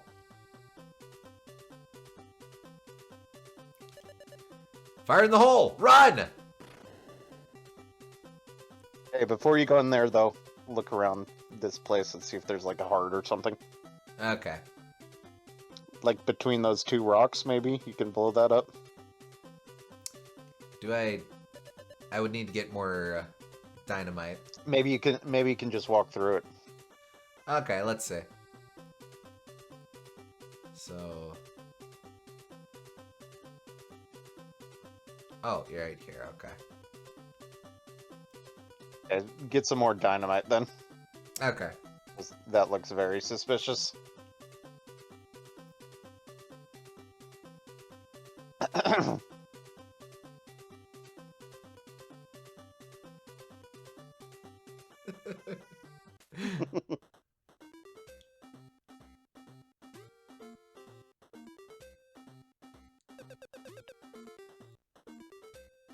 Welcome to Bob's store. Back for more, huh?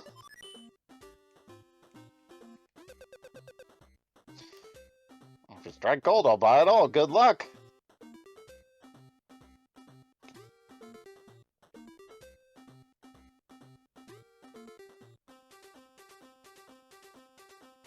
Alright, now do I have to re-bomb the thing that I bombed before? I do not. Okay. Nope. Fire in the hole! Hey, hey! Good call. You've got a big heart.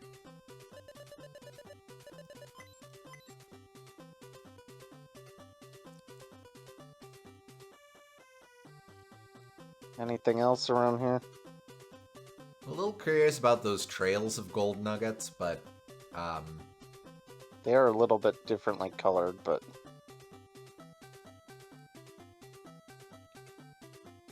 sort of yeah, suspect it might be like a they red might be herring. pointing to something. I think it's worth checking at least one of them. Yeah, I can check, I suppose.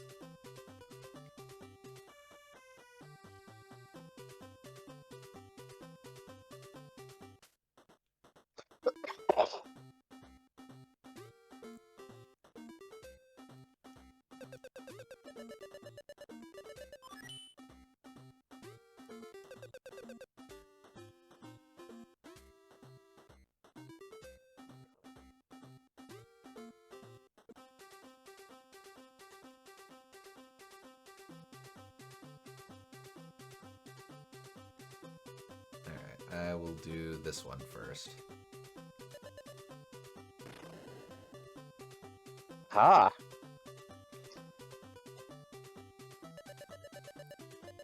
You've got a gold nugget. You strike it rich!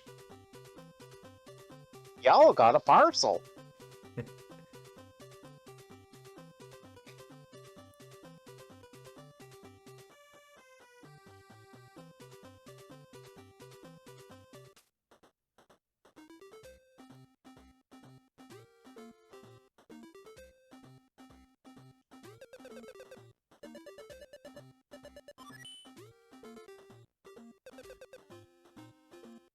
Yeah, okay, sure.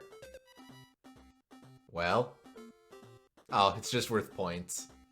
That's cute, though. Well, let's see if we get some more points.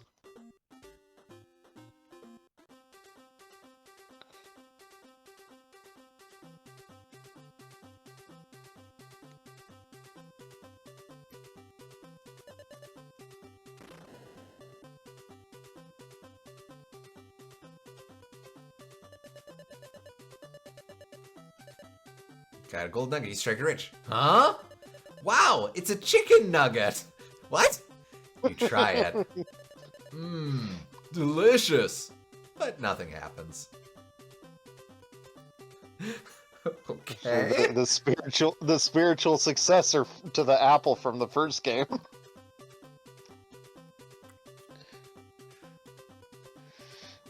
Golden chicken nugget feels very much like a shut up and jam Gaiden item. Alright, let's go for it.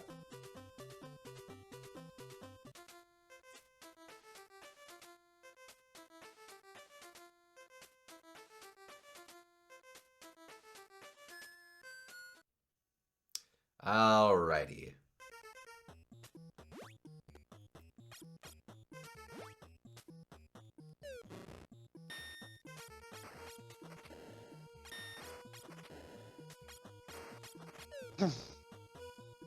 Okay, but what's up here?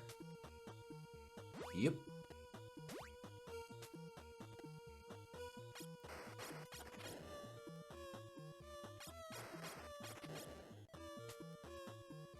Aha. Oh, it's Cactus Man? What? The original Cactus Jack. Oh, man.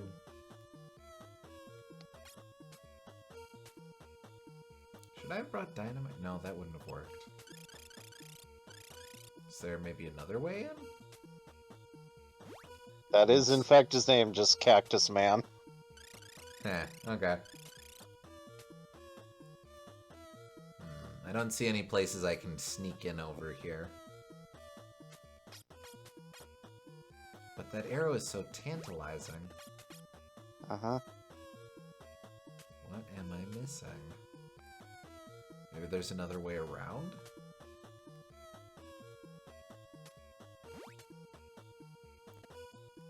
Maybe over there?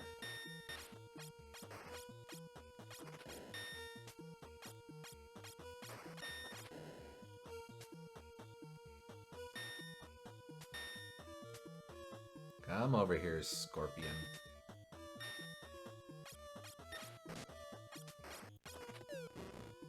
Okay, maybe something like...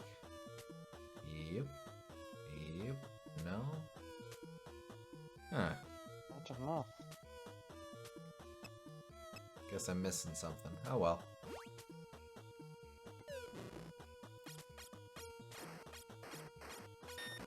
Oh! Okay, well that's something to worry about. Yep. Boink.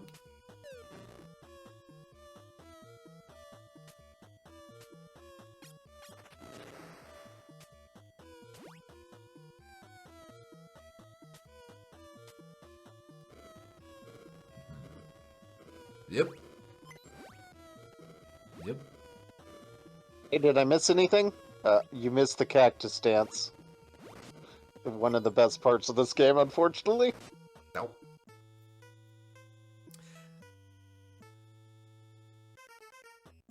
Ah, sorry, man. You can watch the VOD and look through it if you want. Oh, jeez Louise. Mike Jones is definitely wanting for some defensive capabilities here. Yep.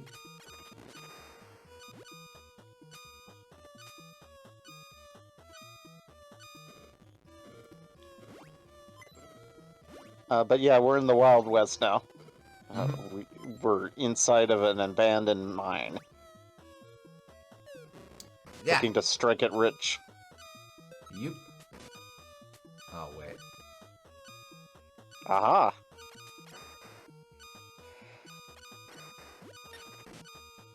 Darn.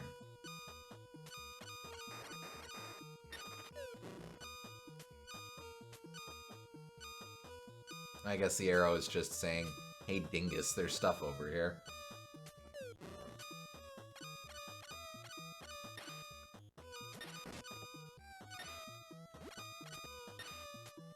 It's interesting that they can't shoot you. I appreciate that. Yeah, that's handy. Oh, well, never Oh. mind. Okay, never mind. Maybe that guy just Apparently sucked. they can shoot you. And here I thought they had, like, different height programmed in somehow. I guess not.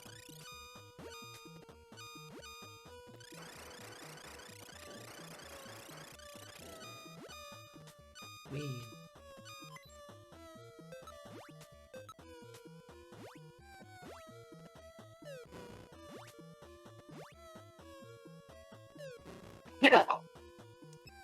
Mimics! Goombas.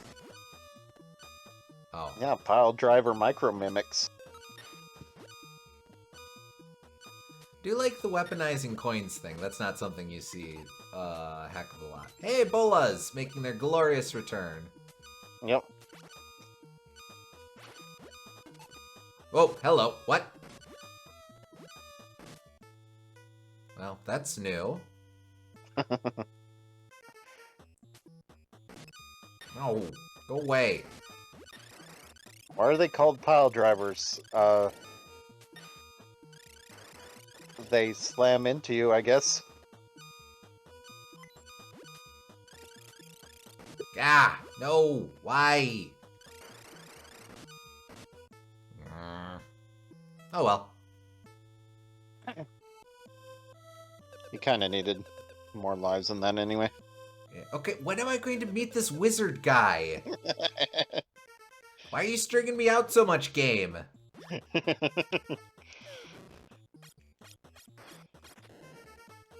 Friggin', it's weird as heck that the wizard guy is probably going to be one of the last worlds at this rate.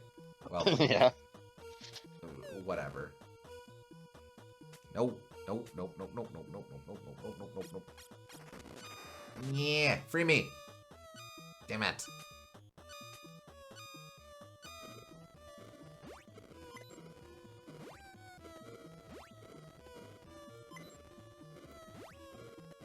Okay.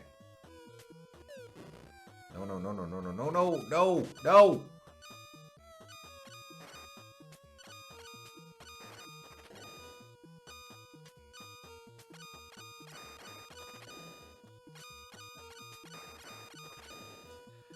Okay. Boink. Well, it's not nothing. It continues to not be nothing. Whee.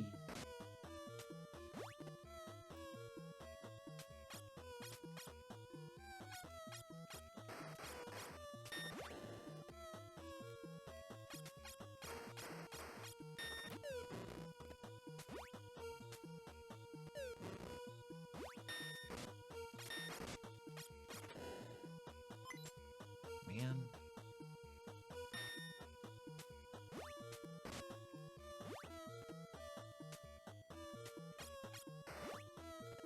Oh, okay.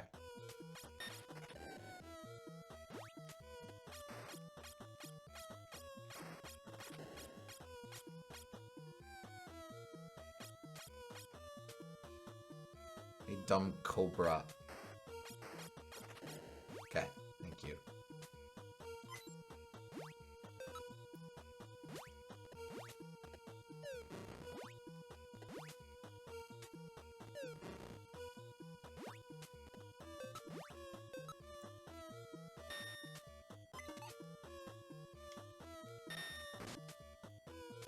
Why?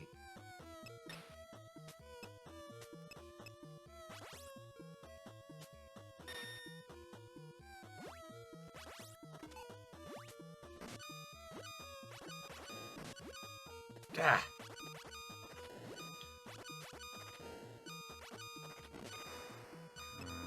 Okay.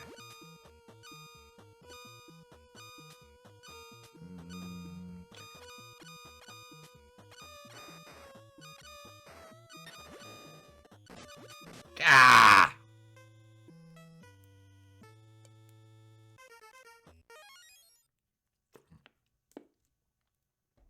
Hold on. Okay.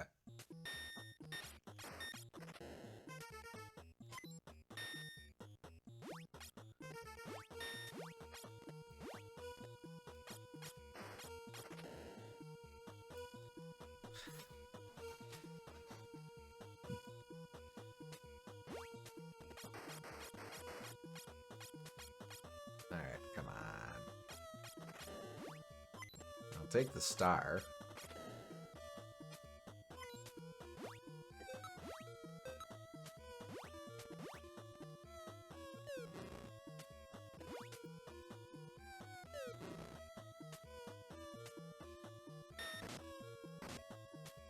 My quaint stand-up.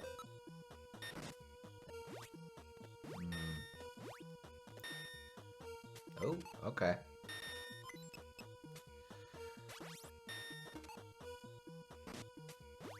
No, stop that! Please stop that!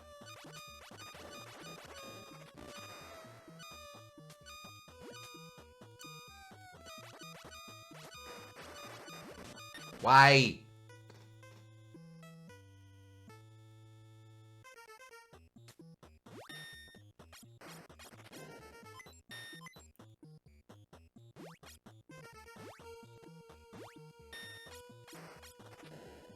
Okay. Alright, come on, come on, be a dumb cobra. Thank you for being a dumb cobra.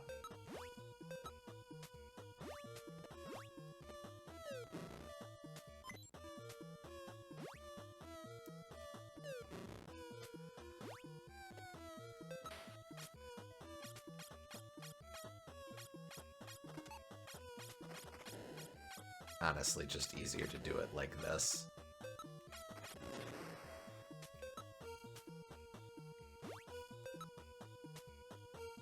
But I will grab these bolas. Much more effective, yes. Wee. Ow. Ah. Wait, no, damn it. That was very evitable. Oh well. Why does it keep being this formation? No, You're weird. you can use that. Yeah, okay. Okay.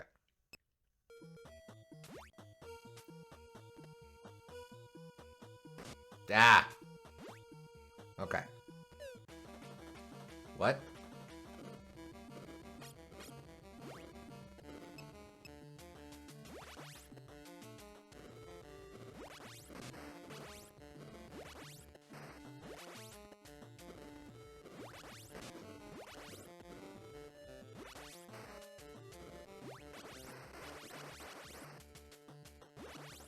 Knows that Cyclops were in the Wild West, of course. Well, naturally. Okay, actually, this is starting to become a problem.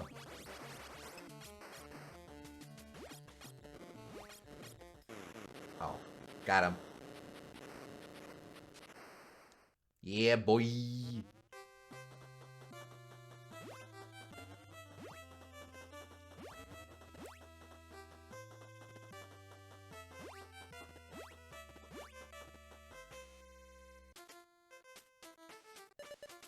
Wow, you've done it. Nice.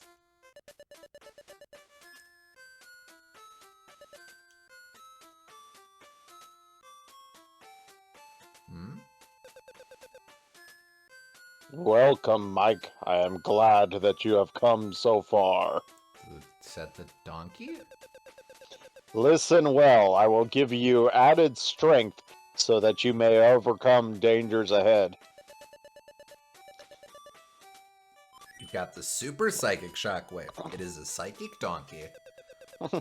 Everyone knows that monkeys and donkeys are well established for having psychic powers. Remember, Mike, my powerful magic will guide you on your journey.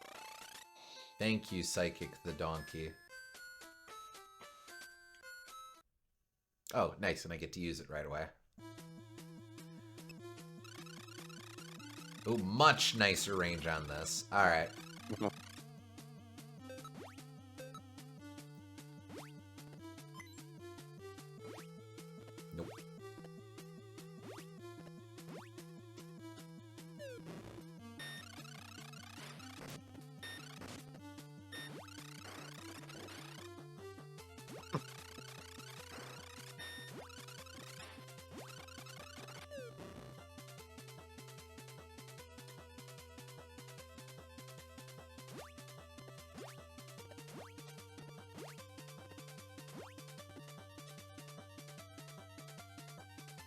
Maybe biased since I live in the Southwest. Whoop!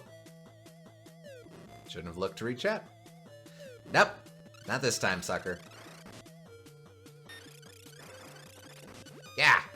Oh, damn. And as with Well, the yo-yo last time, at a certain point it downgrades.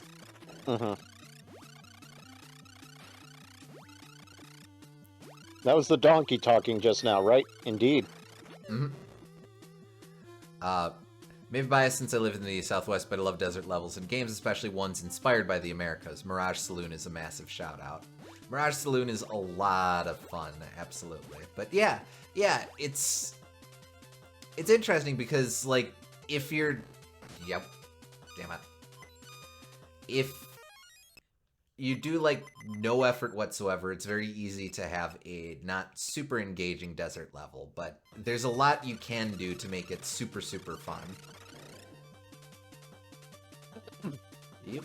I like desert levels when they try to do something cool. I feel like too often they just use it as an excuse to just be sand and nothing.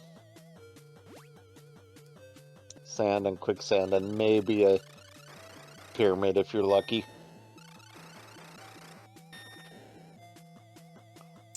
Curious what happens if you end up in prison there.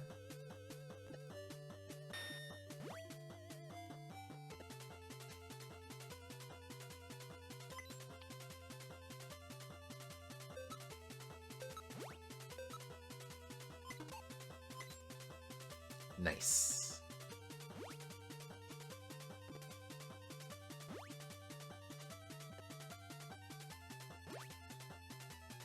Not sure why Twitch is chugging so much for me all of a sudden. I just wanted to make sure I got that gem out before I forgot. Yep. Yep. Looking at you, Mario. Yeah, Mario admittedly tends to not have very good desert levels.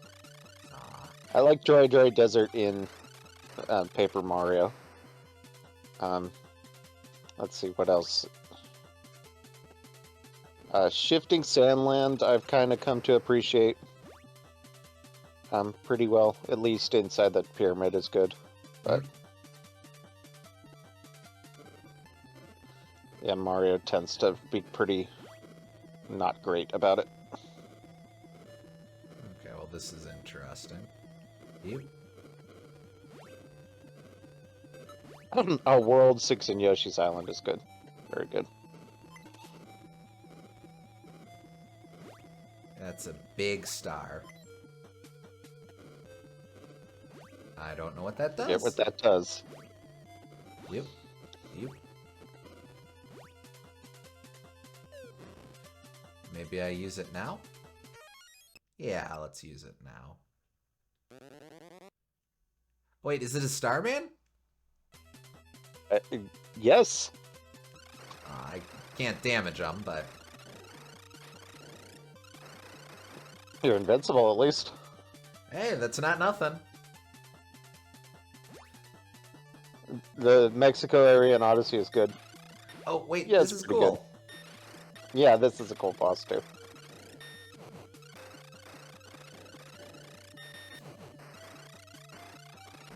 Ow. Yep.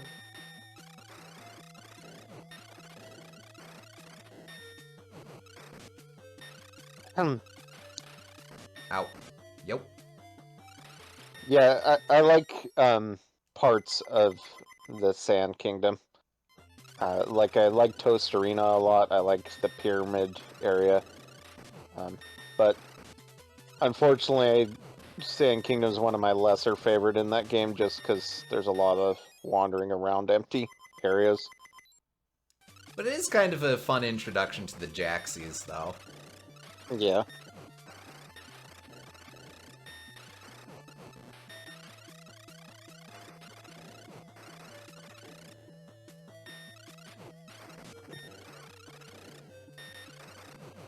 Ah, man.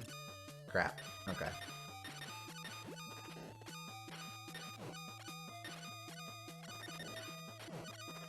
Oh, got him! Nice! Uh-oh. We're not done. We are not done. Again, I do appreciate that they are experimenting a little with dungeon design again, and pacing and such.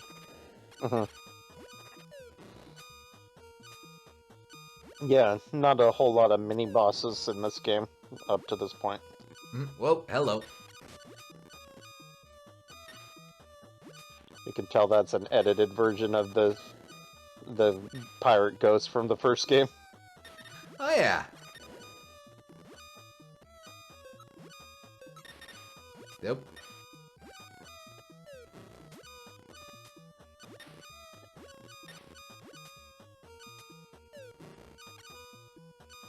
No. No, no. Don't be stupid snakes. No, they were stupid snakes.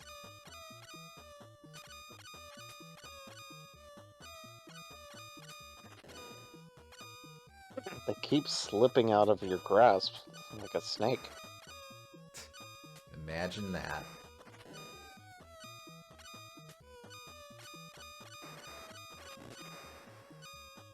Give me heals. Maybe heals?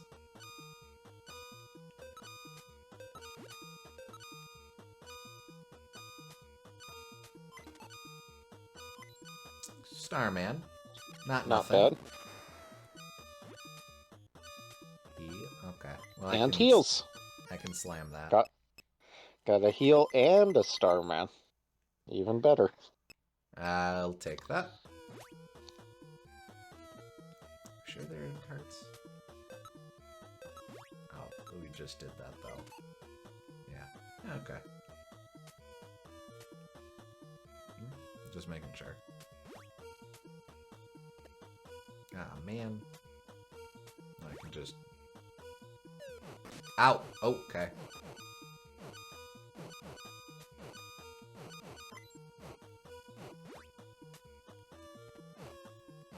Take my time.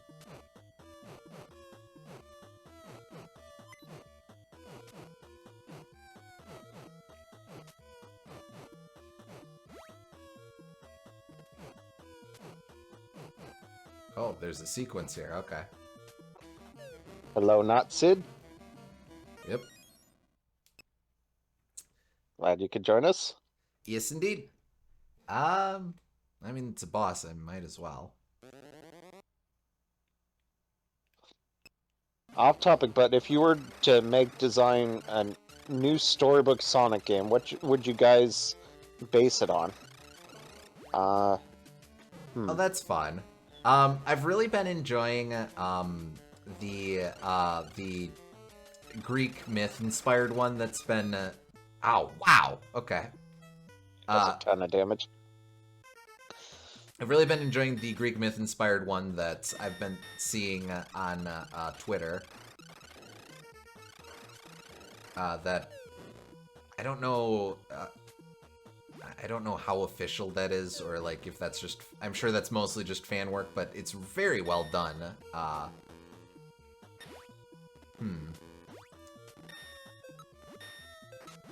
When I was a kid, actually, or when those were coming out, I remember thinking American Tall Tales would be kind of fun to see, but these days I don't know how much I would push that, just because I feel like that's a lot more specific than what they're usually going for with like compared to the Arabian Nights and Arthurian Legend. I feel like that's a lot that like stuff like Paul Bunyan. I don't know that gets as much play internationally, but yeah. What would I do these days? I still definitely want to see Paul Bunyan in an SMT game, though. Absolutely. A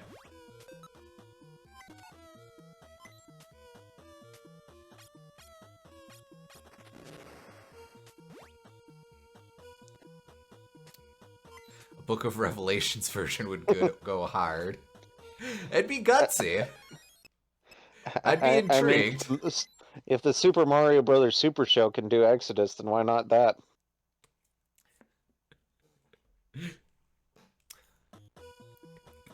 Okay, well now I kind of want to see Robotnik as Pharaoh Ramses.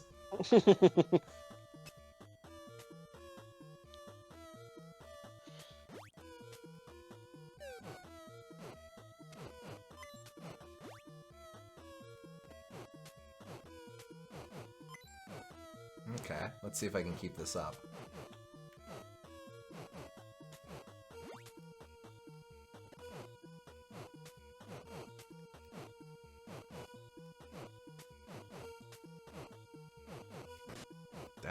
Okay, well, it could be worse. Not too bad.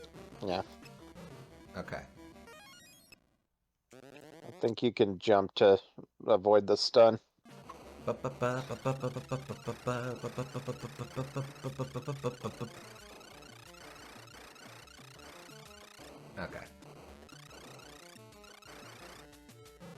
Okay, well.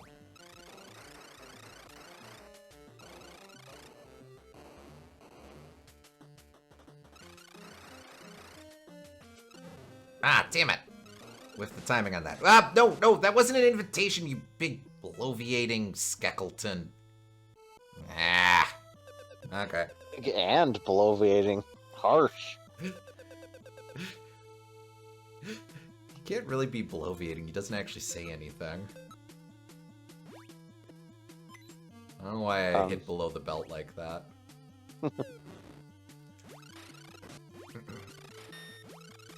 We already had a pirate-themed Sonic game in Sonic Rush Adventures, but Treasure Island would be a lot of fun.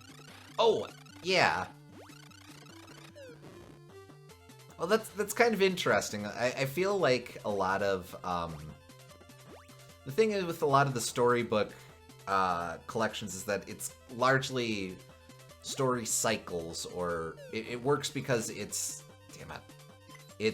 playing with collections of stories. So like Secret Rings could have been better in that respect, but Secret Rings plays a bit with it has Alibaba show up, it has Sinbad show up.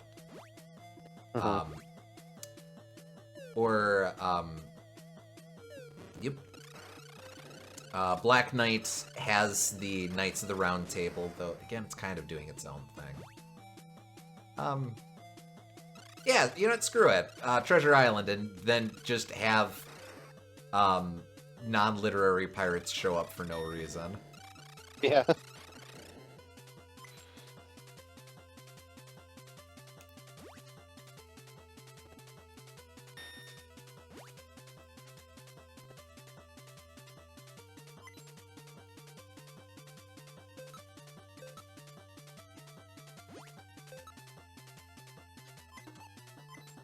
There we go.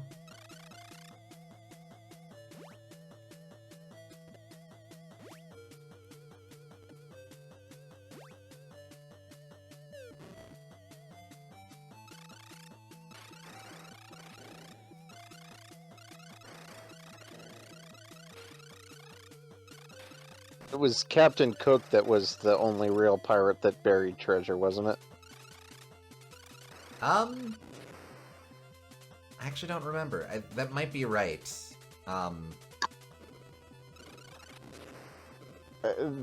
As I recall, the story was that one of those pirates, I think Captain Cook, they were accused of piracy, so they had to,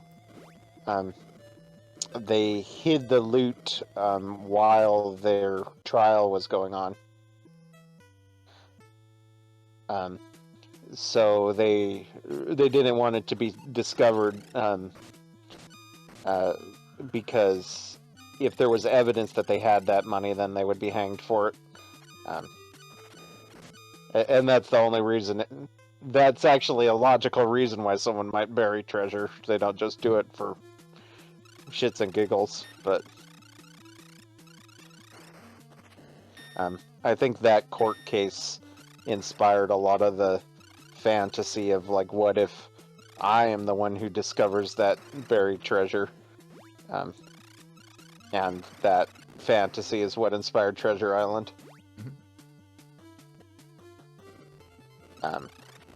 I know a lot of the stories come from Captain Kidd as well, but...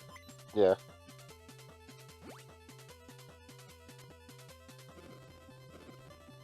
Was disconnected right after I sent my last message. What happened? No, not much. We've just been talking pirates.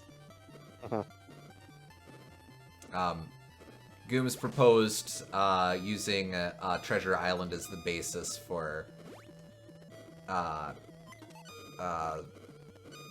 Sonic storybook title. Yeah. We were sort of pondering what all pirates you could play with that.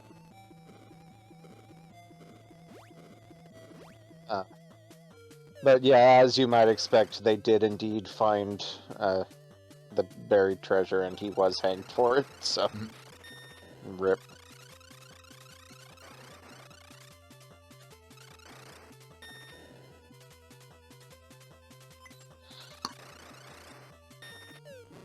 There we go.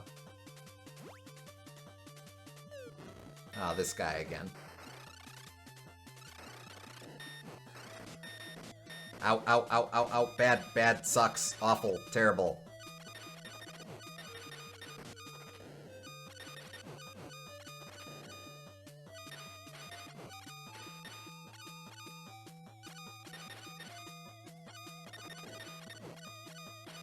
Yeah. Ah. You only had one life anyway. That probably wasn't the best plan. Yeah, fair. Maybe some of Homer's Odyssey, it's sort of like a pirate story. I really like the Odyssey, so yeah, that would be a lot of fun.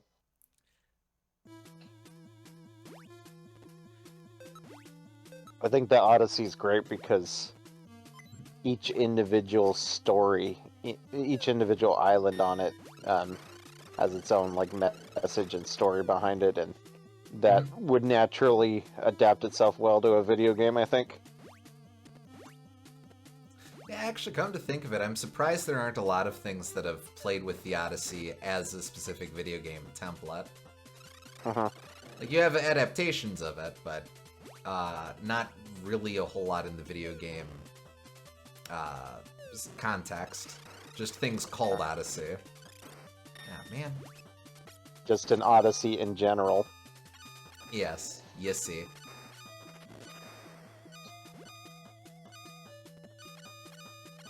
I guess that's the trouble with Odyssey being a genericized term for an adventure.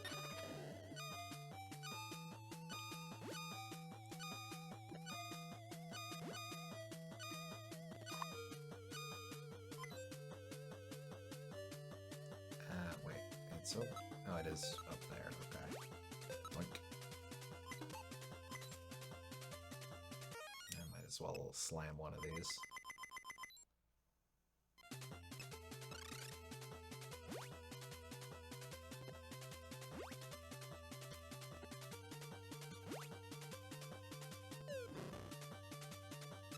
Also think like a gladiatorial combat game could go really hard if it were like an RPG, turn-based strategy kind of game. Oh, that's interesting.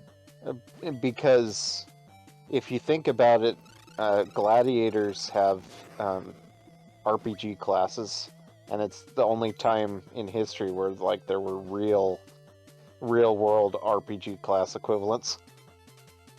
And they would do things like have four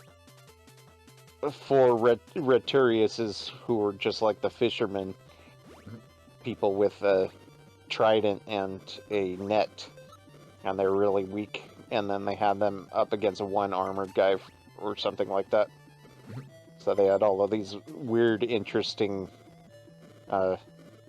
kind of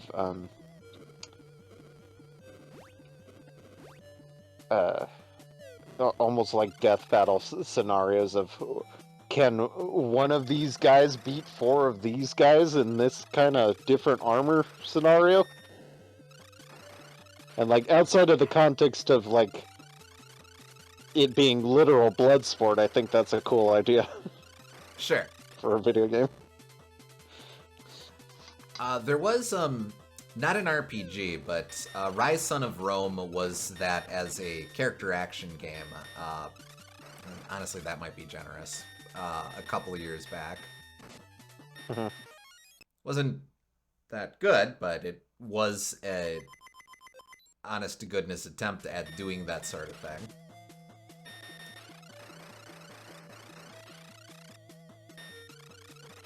Nice. Okay, okay.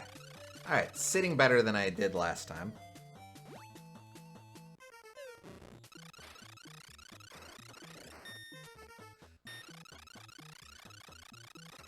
Mario Odyssey is loosely inspired by it, as the main story is about stopping a wedding. Honestly, never put that together, but that's a good point. I didn't either, but yeah, that's actually true. Ah.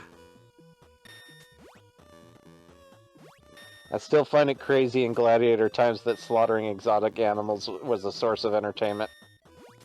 Yeah, it's not a great look, of course, but I guess back in those days they viewed it as like conquering the gods in a way. Honestly, these are ethereal creatures almost. Not even just a gladiatorial thing. I mean, England for the longest time had bear baiting as a beloved blood sport. Uh-huh. Yep. Yep. And I guess Spain still does like the running of the bulls, which has a lot of casualties and stuff. Mm-hmm. Nope.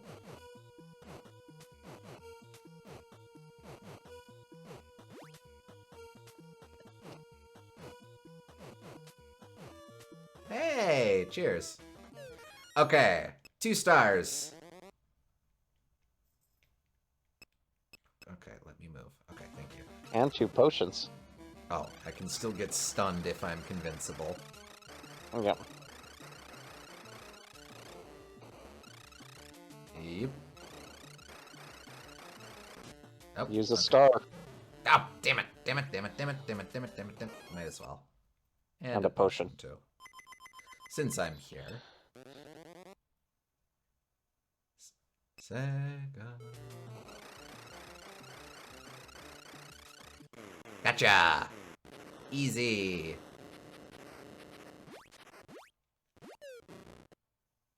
Lost 3? Nope, that's it. Nice. Might as well. Since I'm gonna lose it anyway. Wow, you've done it!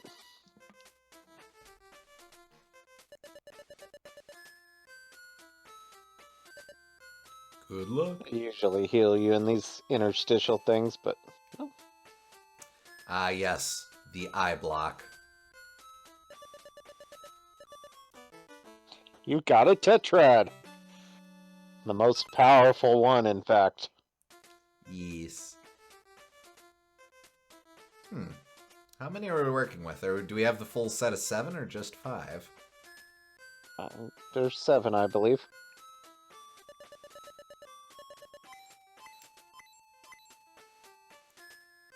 Intelligence is a curse in ways. Now we all know about what dolphins do to other sea creatures. Guess being cruel runs is being smart. Oh, I guess being cruel runs in being smart. Yeah. Unfortunately. You decide to use the Oxford Wonder World again. You turn the page and say the magic words. Pa pa pa papa mau mau. Whoa, this is radical!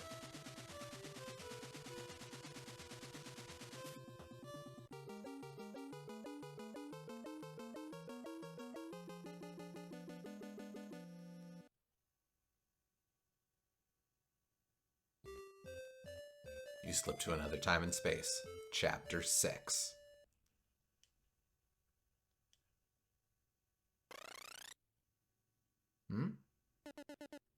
You appear. Huh? Where am I? You decide to look around.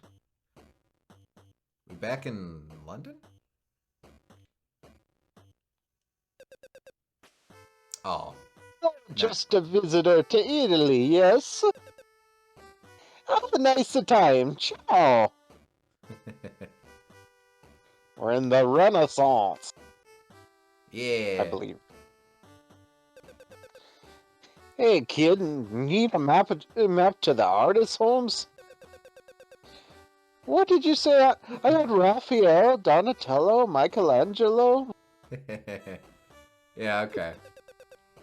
Leonardo. Sorry, I'm out. I sold the last one as to some big weirdo guy. Ah, man. Hey, well, you're hard to see, so you must have some wisdom. You look familiar. You ever eat at Caesar's Hut Pizza? I'm the pizza man. How old are you? I'm immortal. Woo-hoo. An older scientist lives in our villa. If he can't help you, no one can.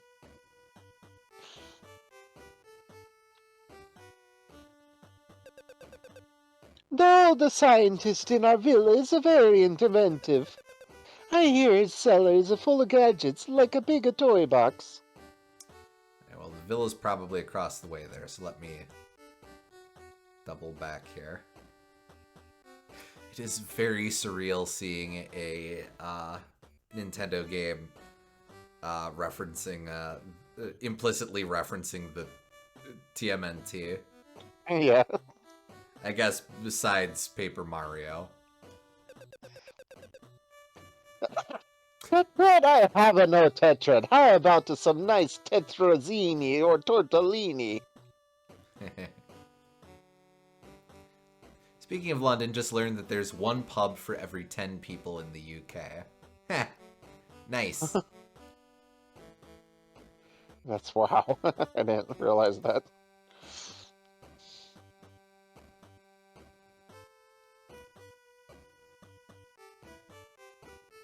Maybe we shouldn't criticize Starbucks that much if they have that kind of ratio going on.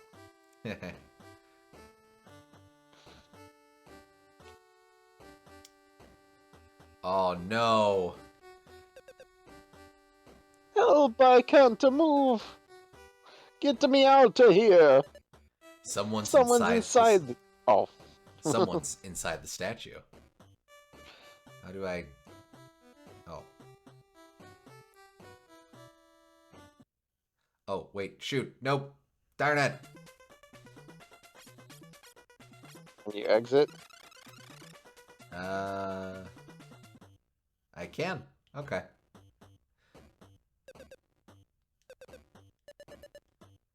Boom, boom, boom, boom.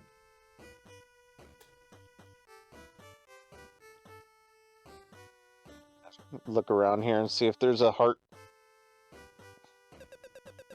You look so thin. Here, have a big plate of pasta. You eat the pasta. Mmm, delicious. Why is that narration?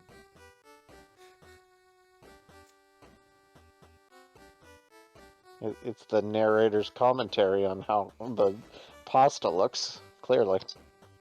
Well, but usually Mike gets to say that it's tasty. The narrator's very hungry, okay? Mmm, delicious. It sure would be nice if I could have a bite. Such is the sorry life of the narrator. Okay. Yep. Alright, that one's not so bad.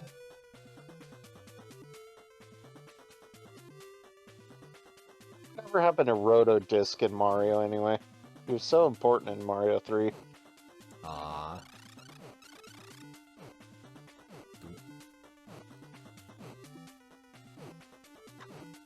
Take your time. Oh boy. Okay. Alright, well that's not so bad. I just have to jump over that spike bar, I guess. Yep. Okay, okay. Oh crap. Yep. Yep.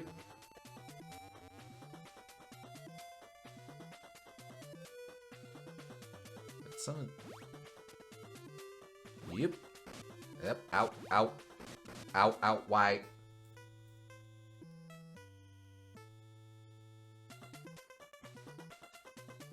Ah, man. Well, go back. You can go back and get full health. Oh, yeah, I can just have pasta. You can eat a pasta. Kind of tedious, but it is an option.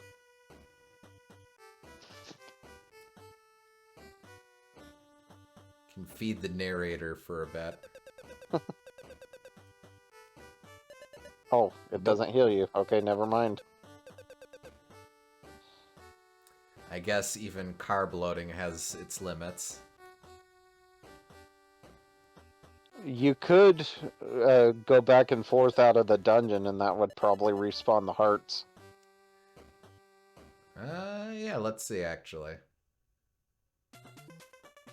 Indeed.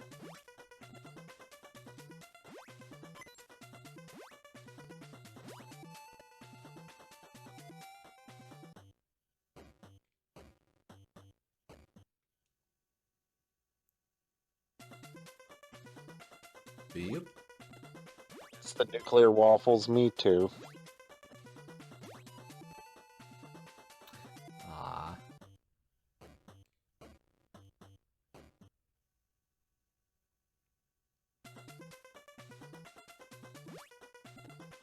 Boing. This is close enough.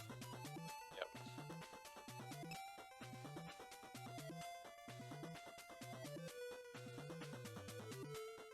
Nope. Boom. Boom. Ah, man. Alright. Getting impatient. Let's settle down.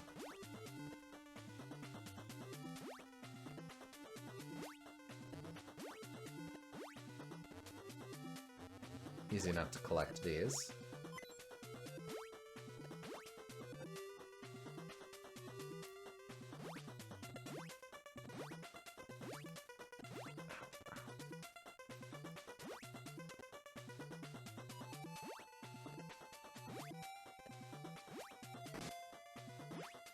Okay, that'll do.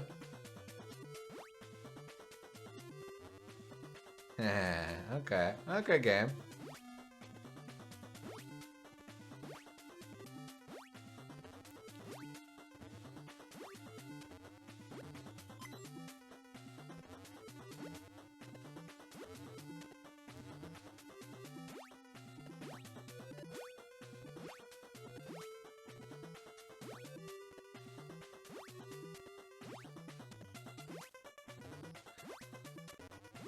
I do really like this evolution of the jumping puzzles.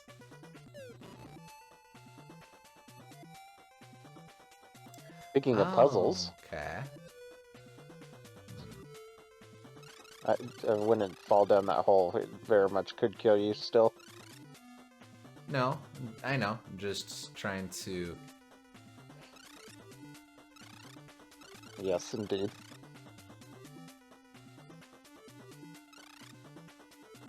Aha!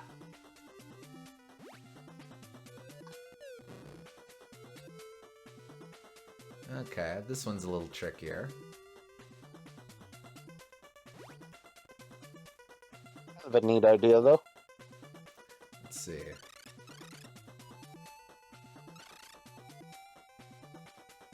I like the idea as well that we're slowly...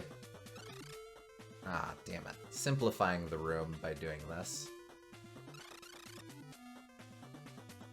Okay, so now I have to start... Ow, why?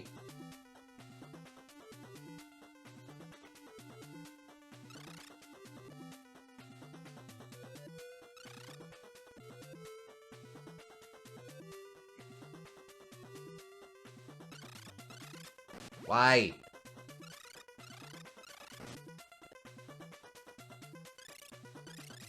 Ah, man, I'm down to the dumb piddly poop. Oh well. No, you're not.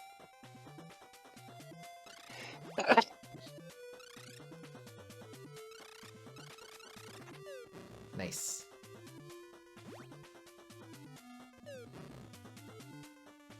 Huh, okay.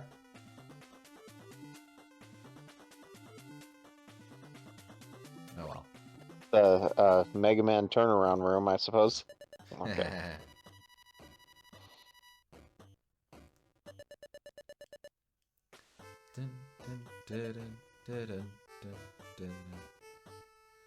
Alright, well, there's a hammer there, but there's also... You've got a chisel. Oh, well, I probably want both. Yeah, of course that's a chisel. I thought that was a screwdriver at first, but, like, no.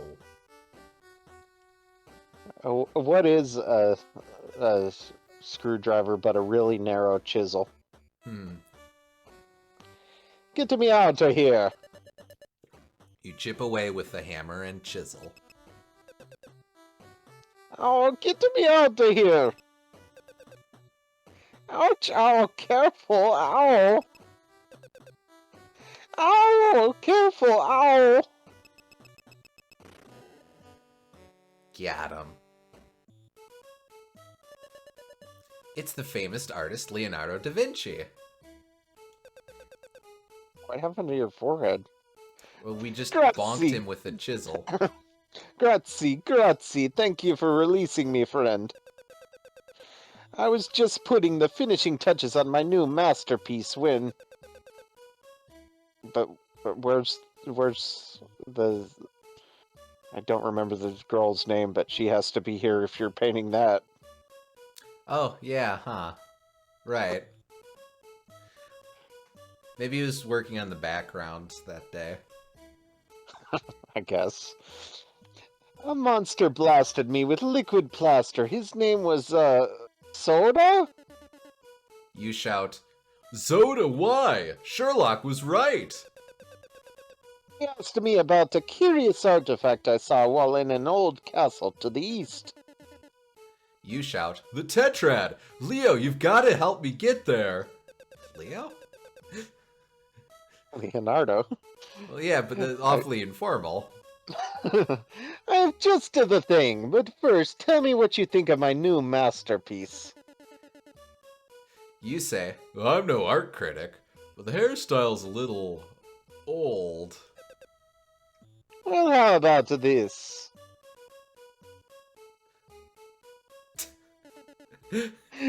We changed history forever. she's an anime! You shout, Whoa, that's radical. Now hurry, an invention of mine will take you to where I saw the artifact. Take this weapon too. It's a souvenir of Marco Polo's from the Far East. Also, I wish you could just brush a couple times and instantly get a new hairdo like that. You've got a katana. I do appreciate Yes. that there's some explanation for why it's a katana when we're mostly exploring Eastern civilization places. You mean Western civilization? Excuse me, yes. Yeah.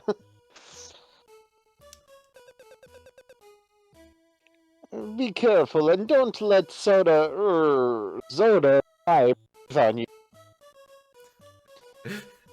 My OC, Mona Ika. It's a petrifying experience. Oh, gameplay hints, nice. Leonardo's invention is a flying machine. Okay, that's cute, actually. Sputter, sputter, cough, cough. Sputter, sputter, cough, cough. It's not first class, but it flies. Sputter, sputter, cough, cough. Sputter, sputter, cough, cough.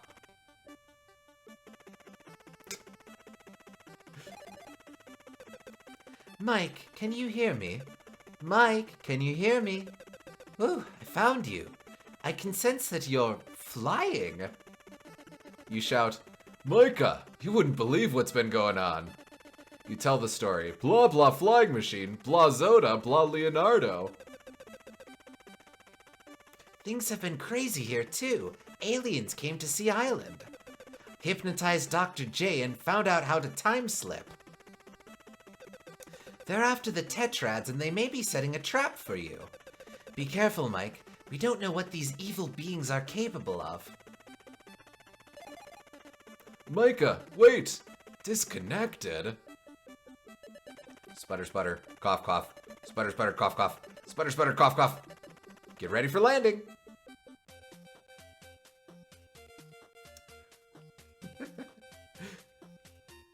Also, I guess Dr. Jones is in trouble completely off screen. There's a heart. You've got a big heart.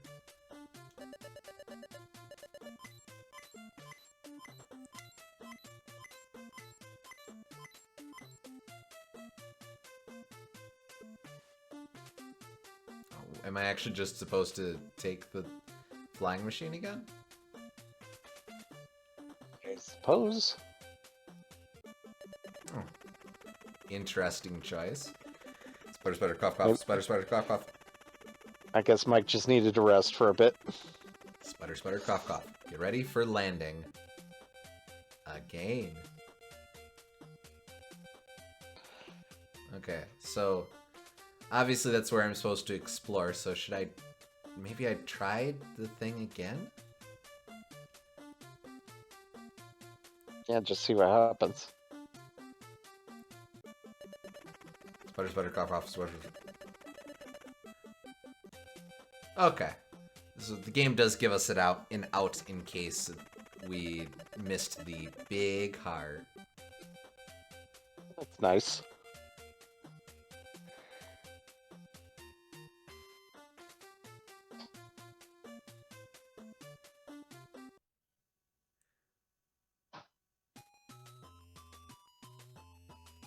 Am I able to leave? I am. Nice. Okay. But I won't. As I recall, I think this is a more puzzly dungeon. Oh, okay. Here's the tragedy wing. Yep. Oh, okay. Alright. Now I've got my throwing katanas. Yeah. Don't think about it too hard. Not much range on them, but they are nice and powerful. Uh-huh.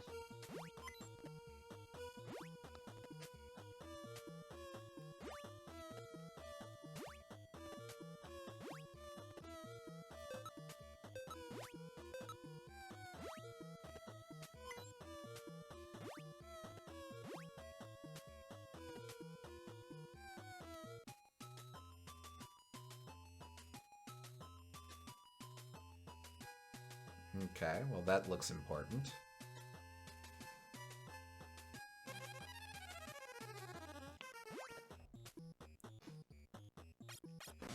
Ow, no! Why are they so pissed? Look at them angry eyes. Someone bombed the Dodongos. Oh, I've actually got options here. Left first.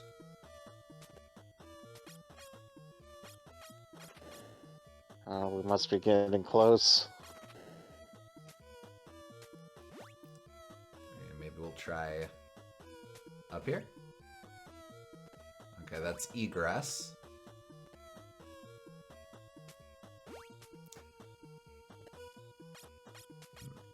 Nope.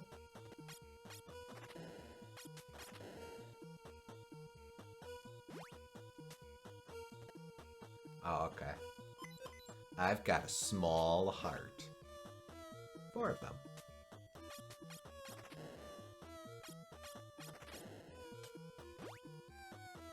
So then is it the same over here?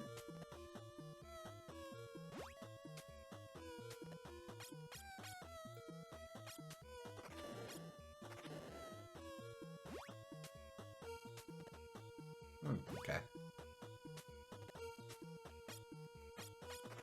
I mean, that might be worth going back to if you need healing from one of the other areas.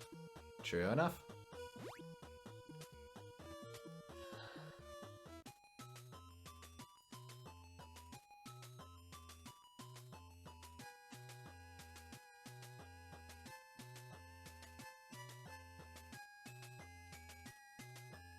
Alright, well that's not immediately useful to me, but good to know. Oh, it loads different areas sometimes. That's good to know.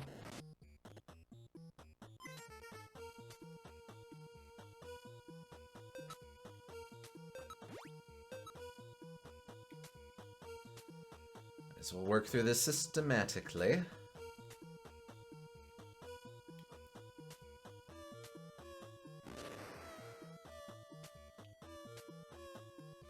That'll be the way out. What happens if you jump on that platform and then jump off? Okay. Just disappears. Thought it might trigger something when it disappeared. Meh.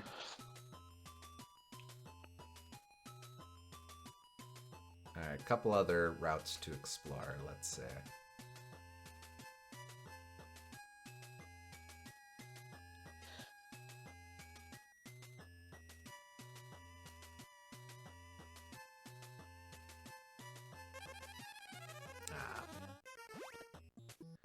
Wait, logically, wouldn't this be, wouldn't this just bring me down to the previous floor I was on? You would think.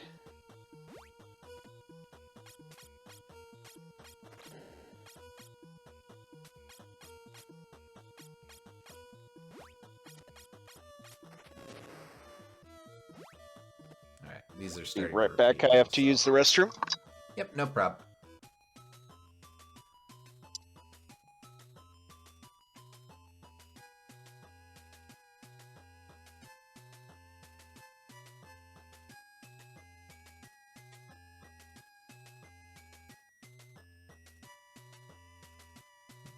Well, there's the Tetrad. Looks like zoda-y is there or getting close. Quick update here, some names of segments / set pieces I thought of for the Disney World War II game so far. Rough chronology. Victory Field, USS Lily Bell, Good Neighbors, The First Avenger. Oh, interesting. Train Crazy. Neverland Alliance, Unflappable Dastards. Interesting. Sounds like a fun lineup. Kind of playing with a bunch of stuff too. That's fun. Yep.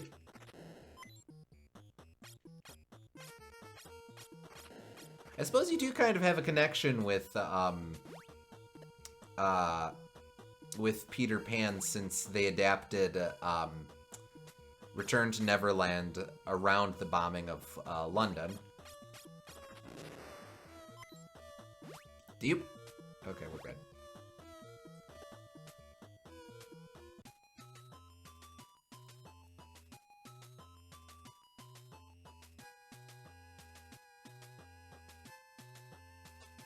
Okay, I see. Ah, man. Ah, heck, no.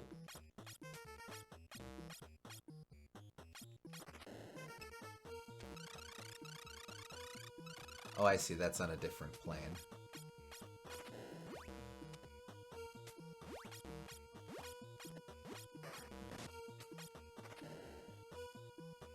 Ah, man.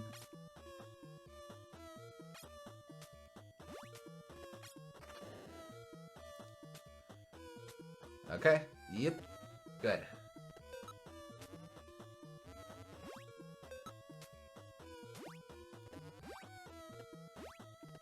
Okay, good.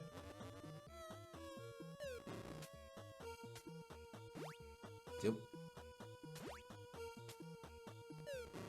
Oh, that's kind of fun.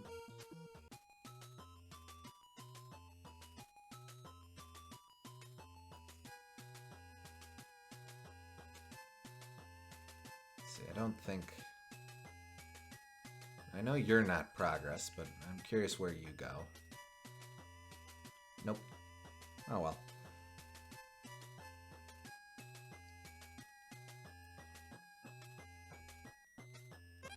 Ah, man.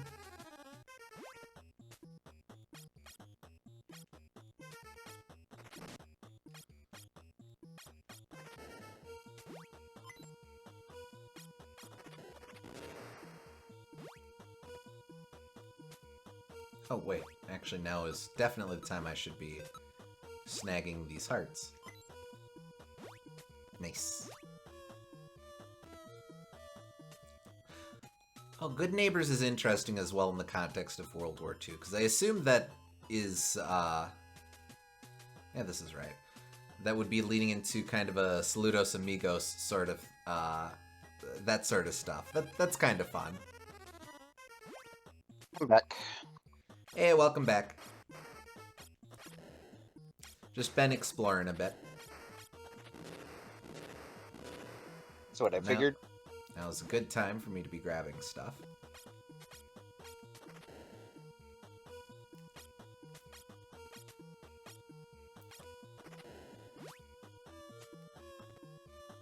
Yoink.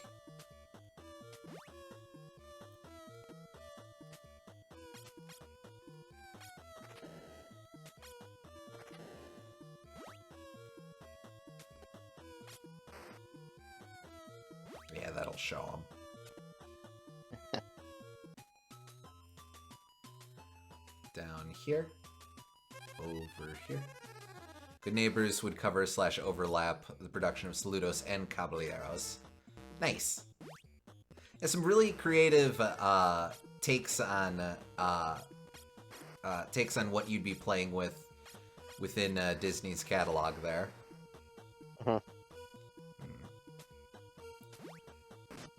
Okay, well that Yeah, was fine. really stupid.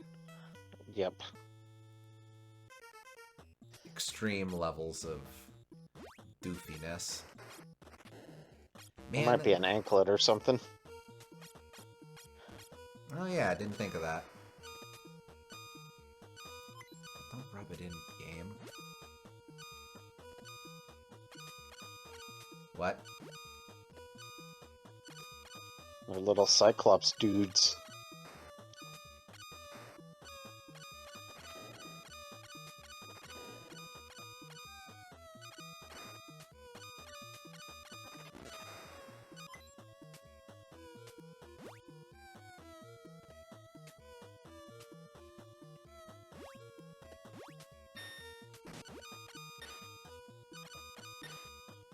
It's called mini monsters, those little guys.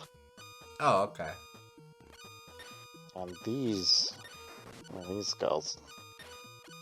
Looks like the logo of that one Chinese pirate game company. Just called alien monsters. Oh, is that all? Yeah. Zoda's Not palette swaps not as child. inspired naming of enemies in this one, unfortunately. Ah.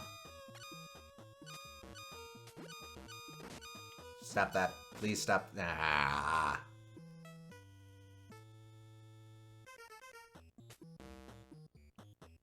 Caballeros game would be neat. I suppose you kind of have something to play with now that the Legends of the Three Caballeros show exists. And that just plays with a bunch of different adventure narratives. I heard of that. That on Disney Plus or something? Yeah, it's it's sort of its own thing, so it's like isn't like adapting the movie or anything, but it's you've got Donald, Jose, and Panchito, whose last name is not Pistoles this time around, unfortunately. But they're like descendants of former legendary heroes, and they run into what's her name? It's like Xandra, Goddess of Adventure, or something like that, and they go on all kinds of globe-trotting adventures. Huh. Interestingly enough, instead of the nephews, they have Daisy's nieces involved, April, May, and June.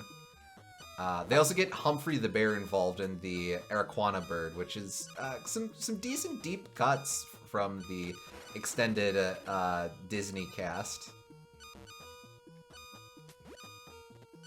Araquan Bird, not Araquana or whatever I said.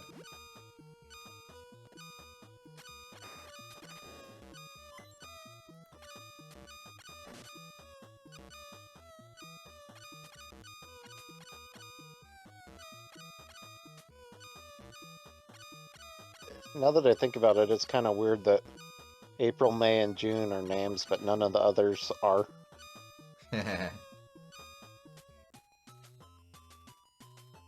Ah, man, I knew that would happen. Ah, it's this stupid rigmarole again, too. Well, actually, if I fall here, I've got a lot of retreading to do. That's going to be annoying.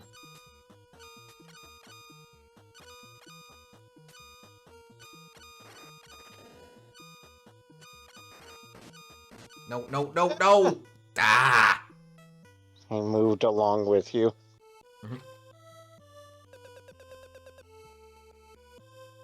But wouldn't it just load that area since it was technically... Oh. Yeah. Ah, why? Because that was technically an overworld area up above. I suppose so.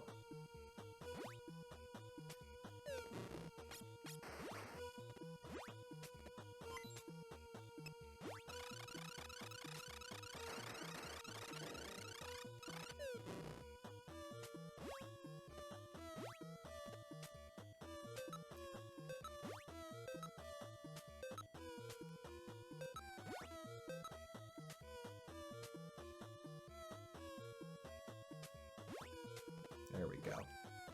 There we go. Alright. Alright, yeah, cool.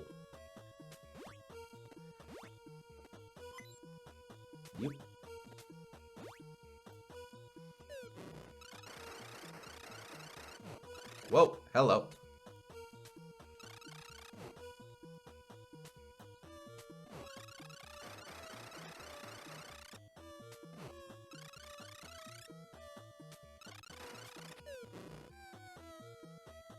Okay, but what's over here? Oh, well, whatever.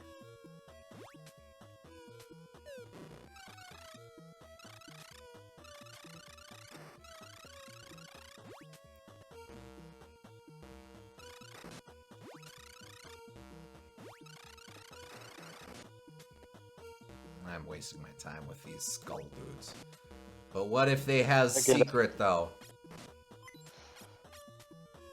You're in the bone zone. They do not has secret. Okay,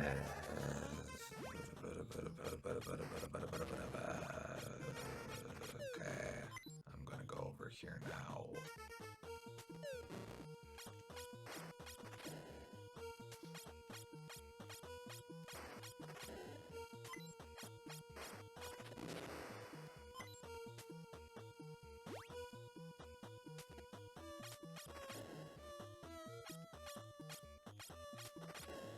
Trying to stick to stuff that released before or during World War II for authenticity, but I'm willing to look at later/connected media to complement that core and provide some extra flavor, a bit like Epic Mickey from a different angle in retrospect. For example, Peter Pan started production towards the start of US involvement before getting shelved for a while, and Return to Neverland, released in 2002 or so, is literally set during the Battle of Britain. Jane's trying to listen to the radio as Wendy's prepping her and the brother to bed. Yes, indeed. I always thought that was a really inspired bit of storytelling, since Return to Neverland is adapting I forget the name of that specific chapter, but the epilogue of Peter Pan and Wendy, where he meets her like 30 years later, and Wendy now has a daughter. But like, obviously, when J.M. Barrie wrote it, he had no idea that World War II was coming, but within the timeline of the original story and stuff, it absolutely makes sense to square that up with the raid on London. I'm actually the weirdo that prefers Return to Neverland to the original Peter Pan. Partially because I think the setting's really inspired. And also I think the original Peter Pan wastes too much time in the Indian area, which, outside of being racially insensitive, it just kind of bogs the movie down, pacing-wise. Hard to argue with that.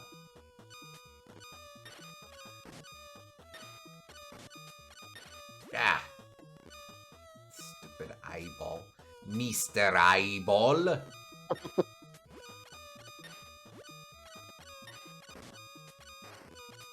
Ah!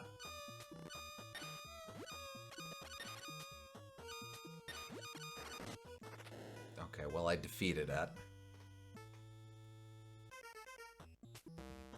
Do you feel like a hero yet? Again, we come back to that.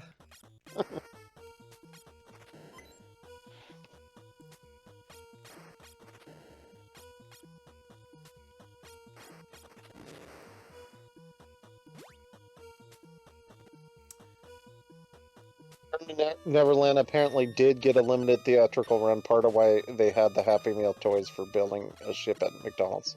Huh. I think I may have actually seen it in theaters, come to think of it. I don't know if that's just me fabricating stuff, but... come on.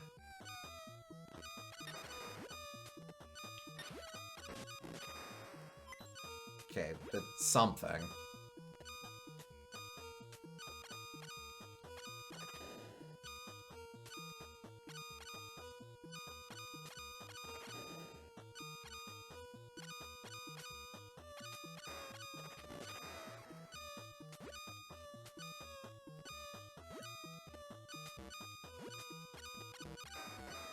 Oh, damn it.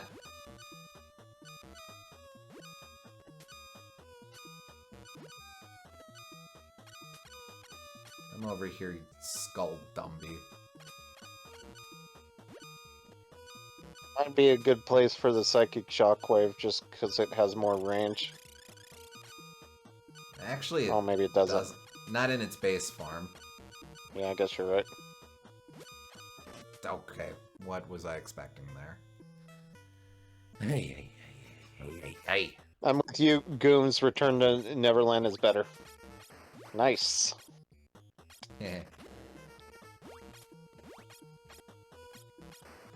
If I get these... Based Return to Neverland enjoyer.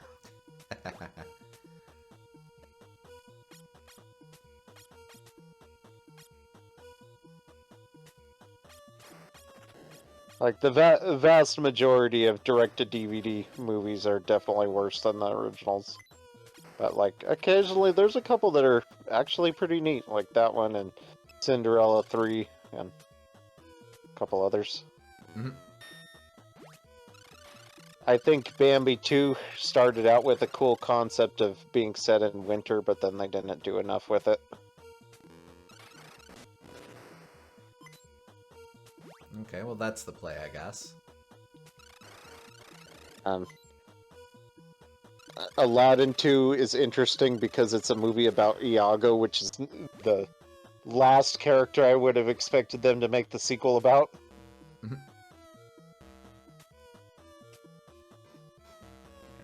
I'm just gonna chill here until the skulls decide to piss off.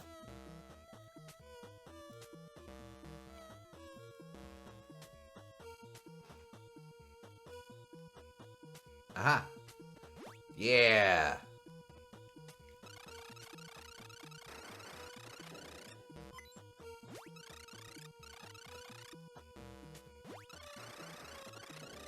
Okay, nice. Nice. Aladdin 2 Jafar's song is hilarious. If only for Granny's gonna get ya!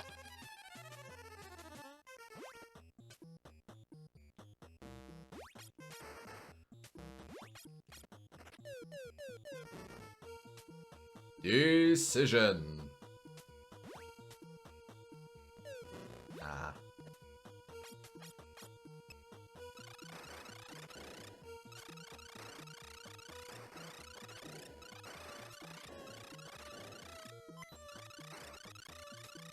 Heard Cinderella is also really good, but never checked out because of fear of being overhyped.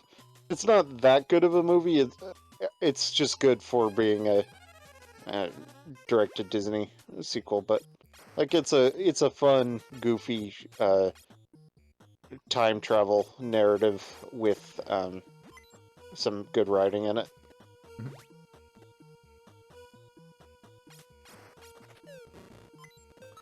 It is super inspired for sure. Yeah.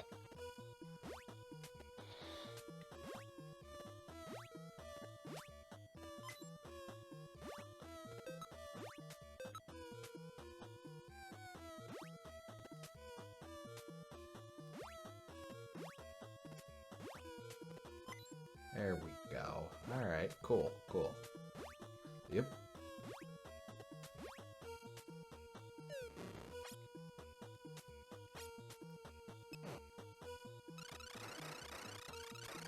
Nope. What is with that animation anyway? Just kind of phase shift forward a little bit. On some level, the herky-jerkiness does kind of make for an interesting mechanical trick. I suppose so, yeah. This one.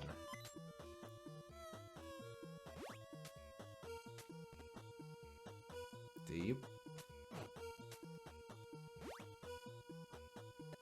Oh, hello.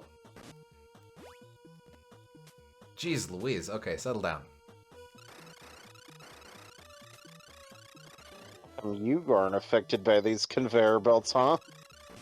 Ow. Okay, maybe I won't just ride those. Are you something? Nope. Yep.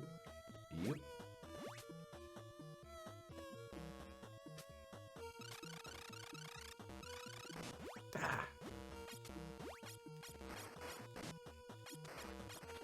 Haha. Okay. Yep. Yep.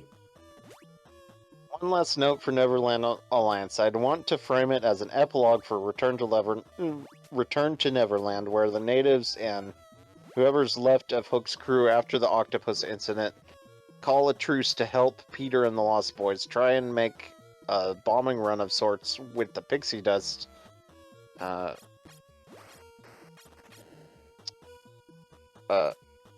Oh wait, no. Try and make lemonade out of lemons, or rehab the chef and the chief and his men. Also, a bombing run of sorts with the pixie dust galleon and the tribe's watercraft was a fun visual in my head, and the Navajo code talkers had a pretty key role in World War II. Hey, that is actually a really inspired way to try and make that work. I very much respect the perspective of, okay, well, there's this thing. Obviously, this was problematic, but what can we do with it to kind of redeem this or reclaim this these days? Yeah. And that's a really creative interpretation of that. I respect that. Ah, man, these nerds.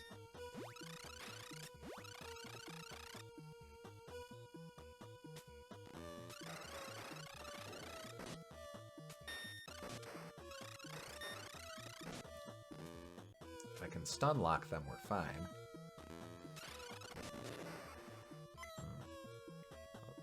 Okay. Might as well pop this.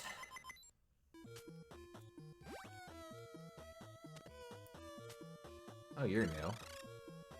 What's your story? Whoa! Ah! Okay. That's its story. Hopefully you can't shoot diagonally. Very sneaky, sis. Okay,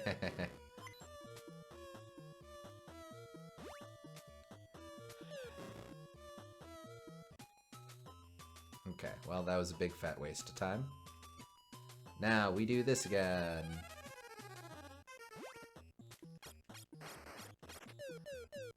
Right this time.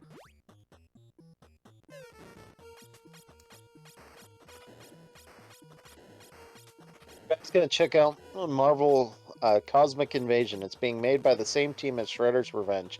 Personally, really excited for it since I'm way more familiar to Marvel than TMNT.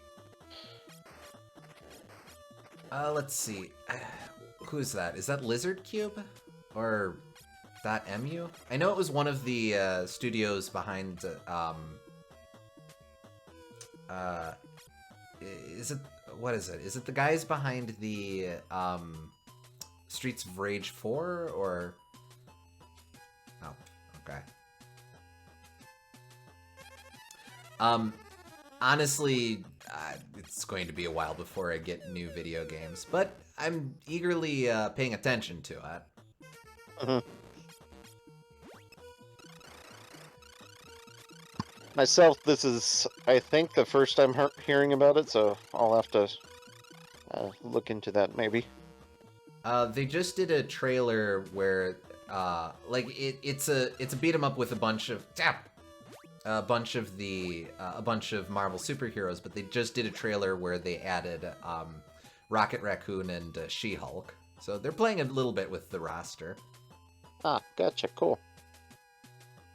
All right, here we go. Suppose I could have avoided all that.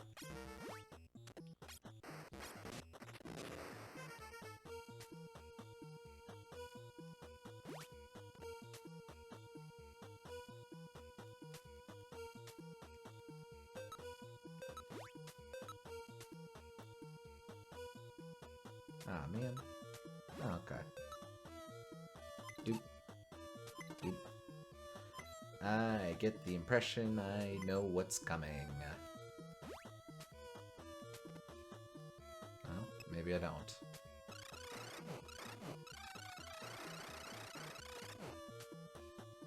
Yoink.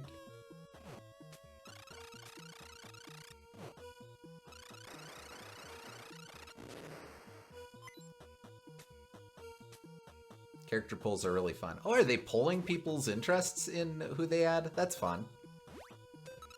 Or did you mean polls as in P-U-L-L-S? Oh, pulls. Yeah. Yep. Ow. Oop. Yep. Damn it. Why are these skulls so annoying? They're skulls. Well, they have the bad mouthing technique, which causes irritation to whatever enemy they're facing. Mm-hmm. Like in Planescape. Yes. Litany of curses. Yeah, there you go. Friggin' Protoceratops MRFers.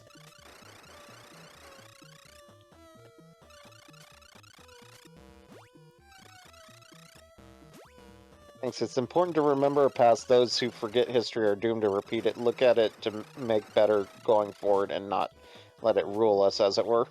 Mm-hmm. Yeah.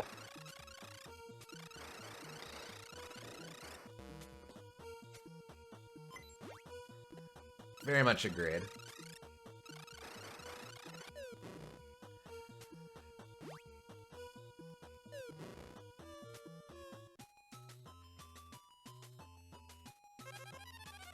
Oh boy, okay. Continue with that.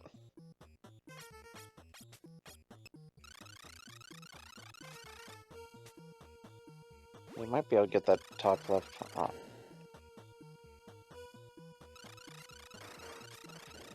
Oh, come on.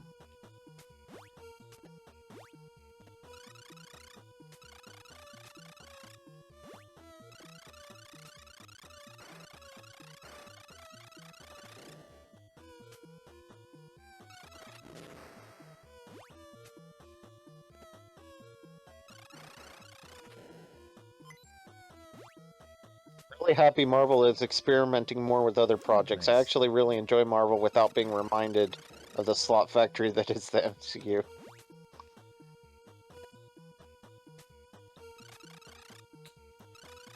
Yeah, I've fully checked out of MCU. I was surprised to discover we're on Phase 6 now. Holy crap. Yeah, I was never super into it, but now I've just, like...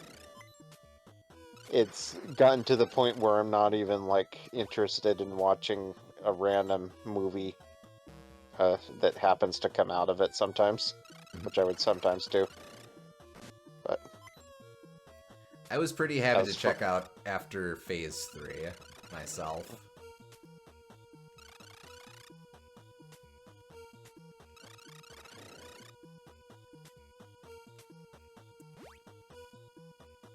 Like, and then I think they honestly just picked up the pace after that, and it's like, good grief, guys, just...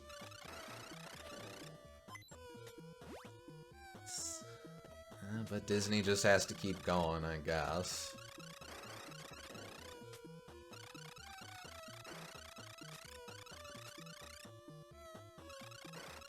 I'd say let more things just be self-contained. Not everything needs to be this massive brand where you binge watch an entire series, and then once you do that, you immediately leap onto another entire series. Agreed.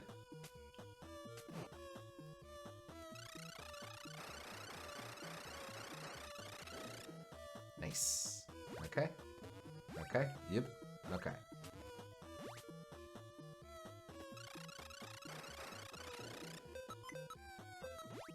One and two.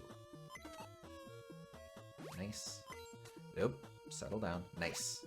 Okay.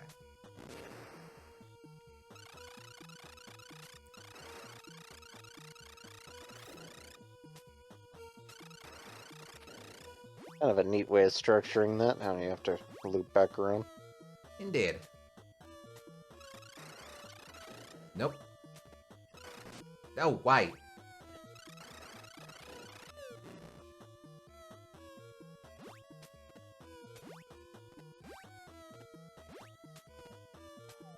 Thought I was toast there. I won't poke around.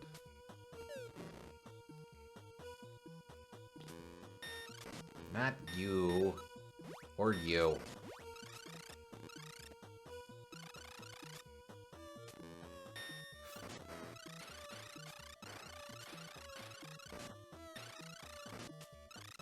Ah.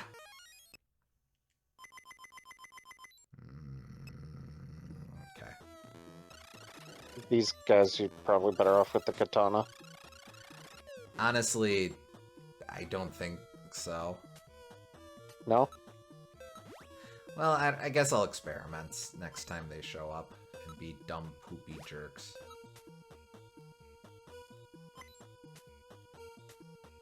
Okay. Did I check this one? Yeah, I did. Okay.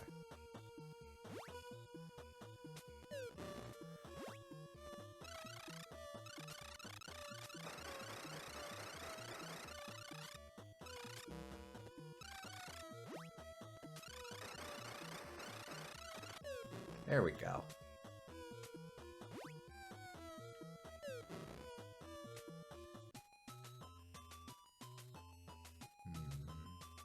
This is gonna be a pit. No, it's not. Yay! You've got a tetrad! Got both of the awful pieces now. Your life level is increased. Wait! You hear an evil voice bellowing from beyond.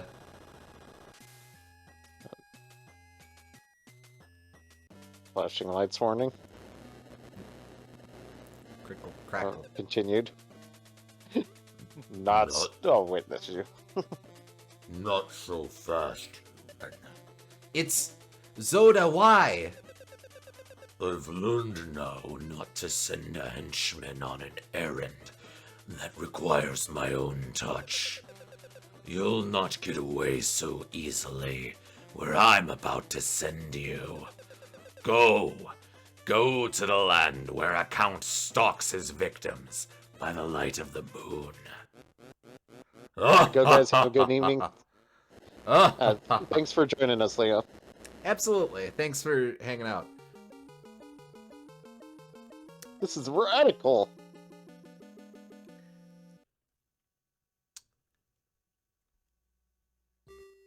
You slip into another time and space. Chapter 7.